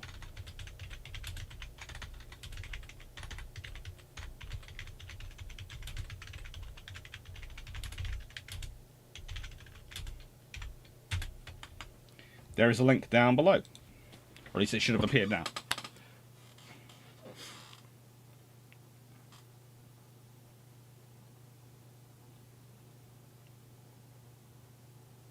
Mike Keller, a grant from some anonymous philanthropic organisation would be nice. Oh, that would be lovely. To be fair, honestly, the grants come from the grants I have come from all of you. I'm once again applying for history grants, and I've already let's put it this way: I've already had a response from one which was, "You do too modern history," and I'm going, And the other one, another one said, "This I love them," because they say. The same day they sent me an email going, how do we, basically asking my opinion from one group of the one group of their leadership, asking my opinion of how do they appeal to a wider audience. They also sent me an email going, we don't think you need funding because you're a private historian and you fund yourself through your own work, your private work on YouTube, etc., rather than being a public or educational historian. I'm going, Excuse me, I'm not an educational historian. I don't engage with the public. What's your definition going on here? It's fun times. Amzaski, one of my great-granddad's graves in the Kremlin, Kamian in modern Uzbekistan. He died there of a disease after being released from Russian Gulag in 1942. His wife is also somewhere there, also died of disease. Sad to hear that. Amzaski, only my great-grandma managed to evacuate, also very sick, and then spent the rest of the war in Britain in a refugee camp in a British refugee camp in Uganda. Hello, lol. I'm sad she never found her grave, Abzaski. Never found the grave of her mother. You know, like, we had a chat at our history side about Poles who escaped Soviet gulags to join General Anders. I still love the Free Polish Navy and how that was handled. Thank you, Sean Mac. Very kind of you. Thank you, Leslie Mitchell. Hot Tub Historians. No, just no and only no. It's gonna come. It's popular. This is gonna sound strange, but Hot Tub Historians are the most shared shorts I have. They recruit more subscribers to the channel than almost any other video, disturbingly enough, according to analytics. So Hot Tub Historians are coming back for Christmas. If you have topics you would like to do, there will be roughly 30 of them.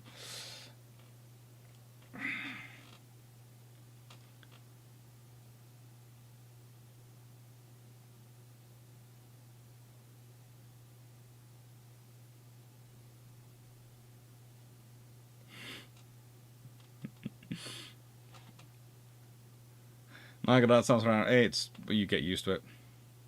Hot tub of the Typhoon class submarines. I might well do that. That would be quite fun. Yes, history gatekeeping. Of course, Drac has one of the biggest history followings on YouTube, and historians sending him transcripts. You know, not dealing with the public, not a real historian. Yeah, I know. I have fun with that one. Anyway, thank you very much, everyone. We will have brew ships on Sunday. Have you considered year-round hot tub historians? No, because I don't have a year-round access to a hot tub. A very kind friend has said in September I can have access to their hot tub for a couple of evenings. And so I will be while they're not there, I will be utilising their hot tub to record the videos. It's nice of them. It's nice to have a friend who has a hot tub, let's be honest.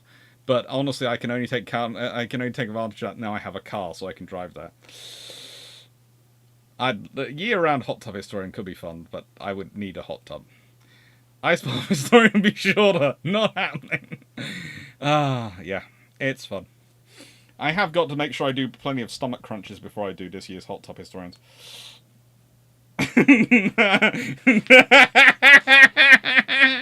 Yeah, right. So like the friend the house and then drain the hot tub.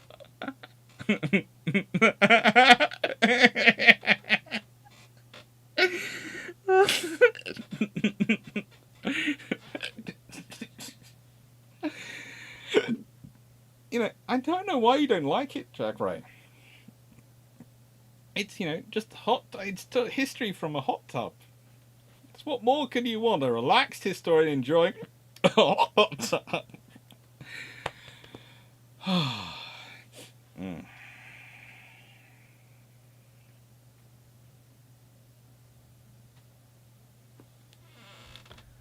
I'm not sure they're on date on the community post. Let me just check the community post.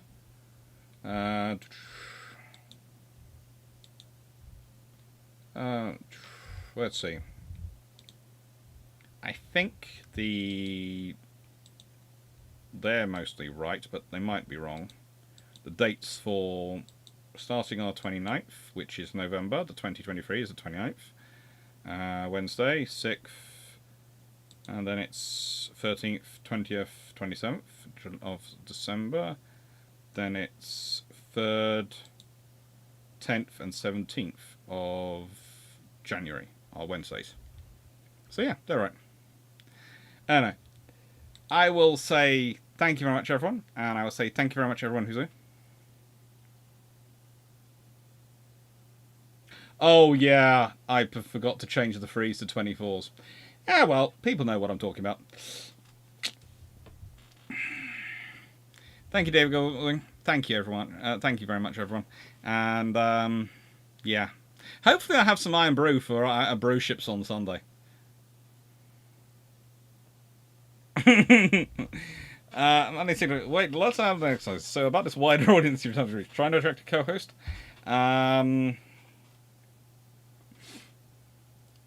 More on the lines of trying to get some fit again, because again, I'm quite honest about this. Let's be honest. I have doing all the books. I have been sitting on my butt and not going to the gym enough, so I have kind of plumped out a bit.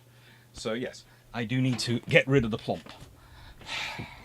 It's what happens every time I'm doing a book. I go whoop, and every time when I'm in between editing the books and just researching next ones, I go to the gym and I go hopefully slim down, and then I go whoop again. It's not very good for you health-wise, but it's what I do.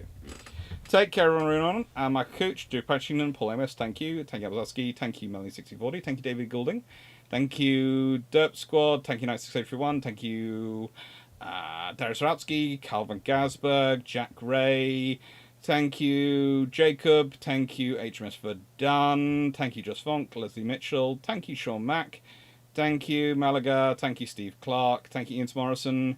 Abzaski, thank you. Thank you, everyone who's been watching. I hope you enjoyed. And thank you, our new viewers. I think there was a gentleman called Mole who popped himself in earlier. The Mole's Revenge. And Mohev Noad, thank you for your comments. And thank you, Mike Cavello. And New Akabia 4672. Runon, I think I said. And Dylan Van Der Tor, thank you for chatting away. It's always nice to have people going and joining the chat and chatting away. And thank you, everyone. Take care, and as said, I'll be on Discord in the general chat in a bit if people would like to chat. The link to that is down below. I'm going to quickly have a breath of fresh air and check that the foxes are behaving themselves outside before I turn up. Toodles!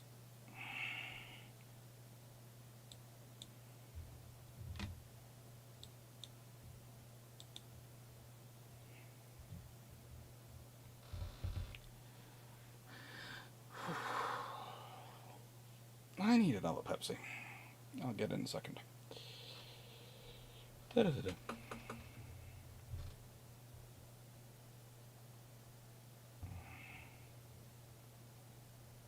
Oh, it's going to be 3 hours and 13 minutes.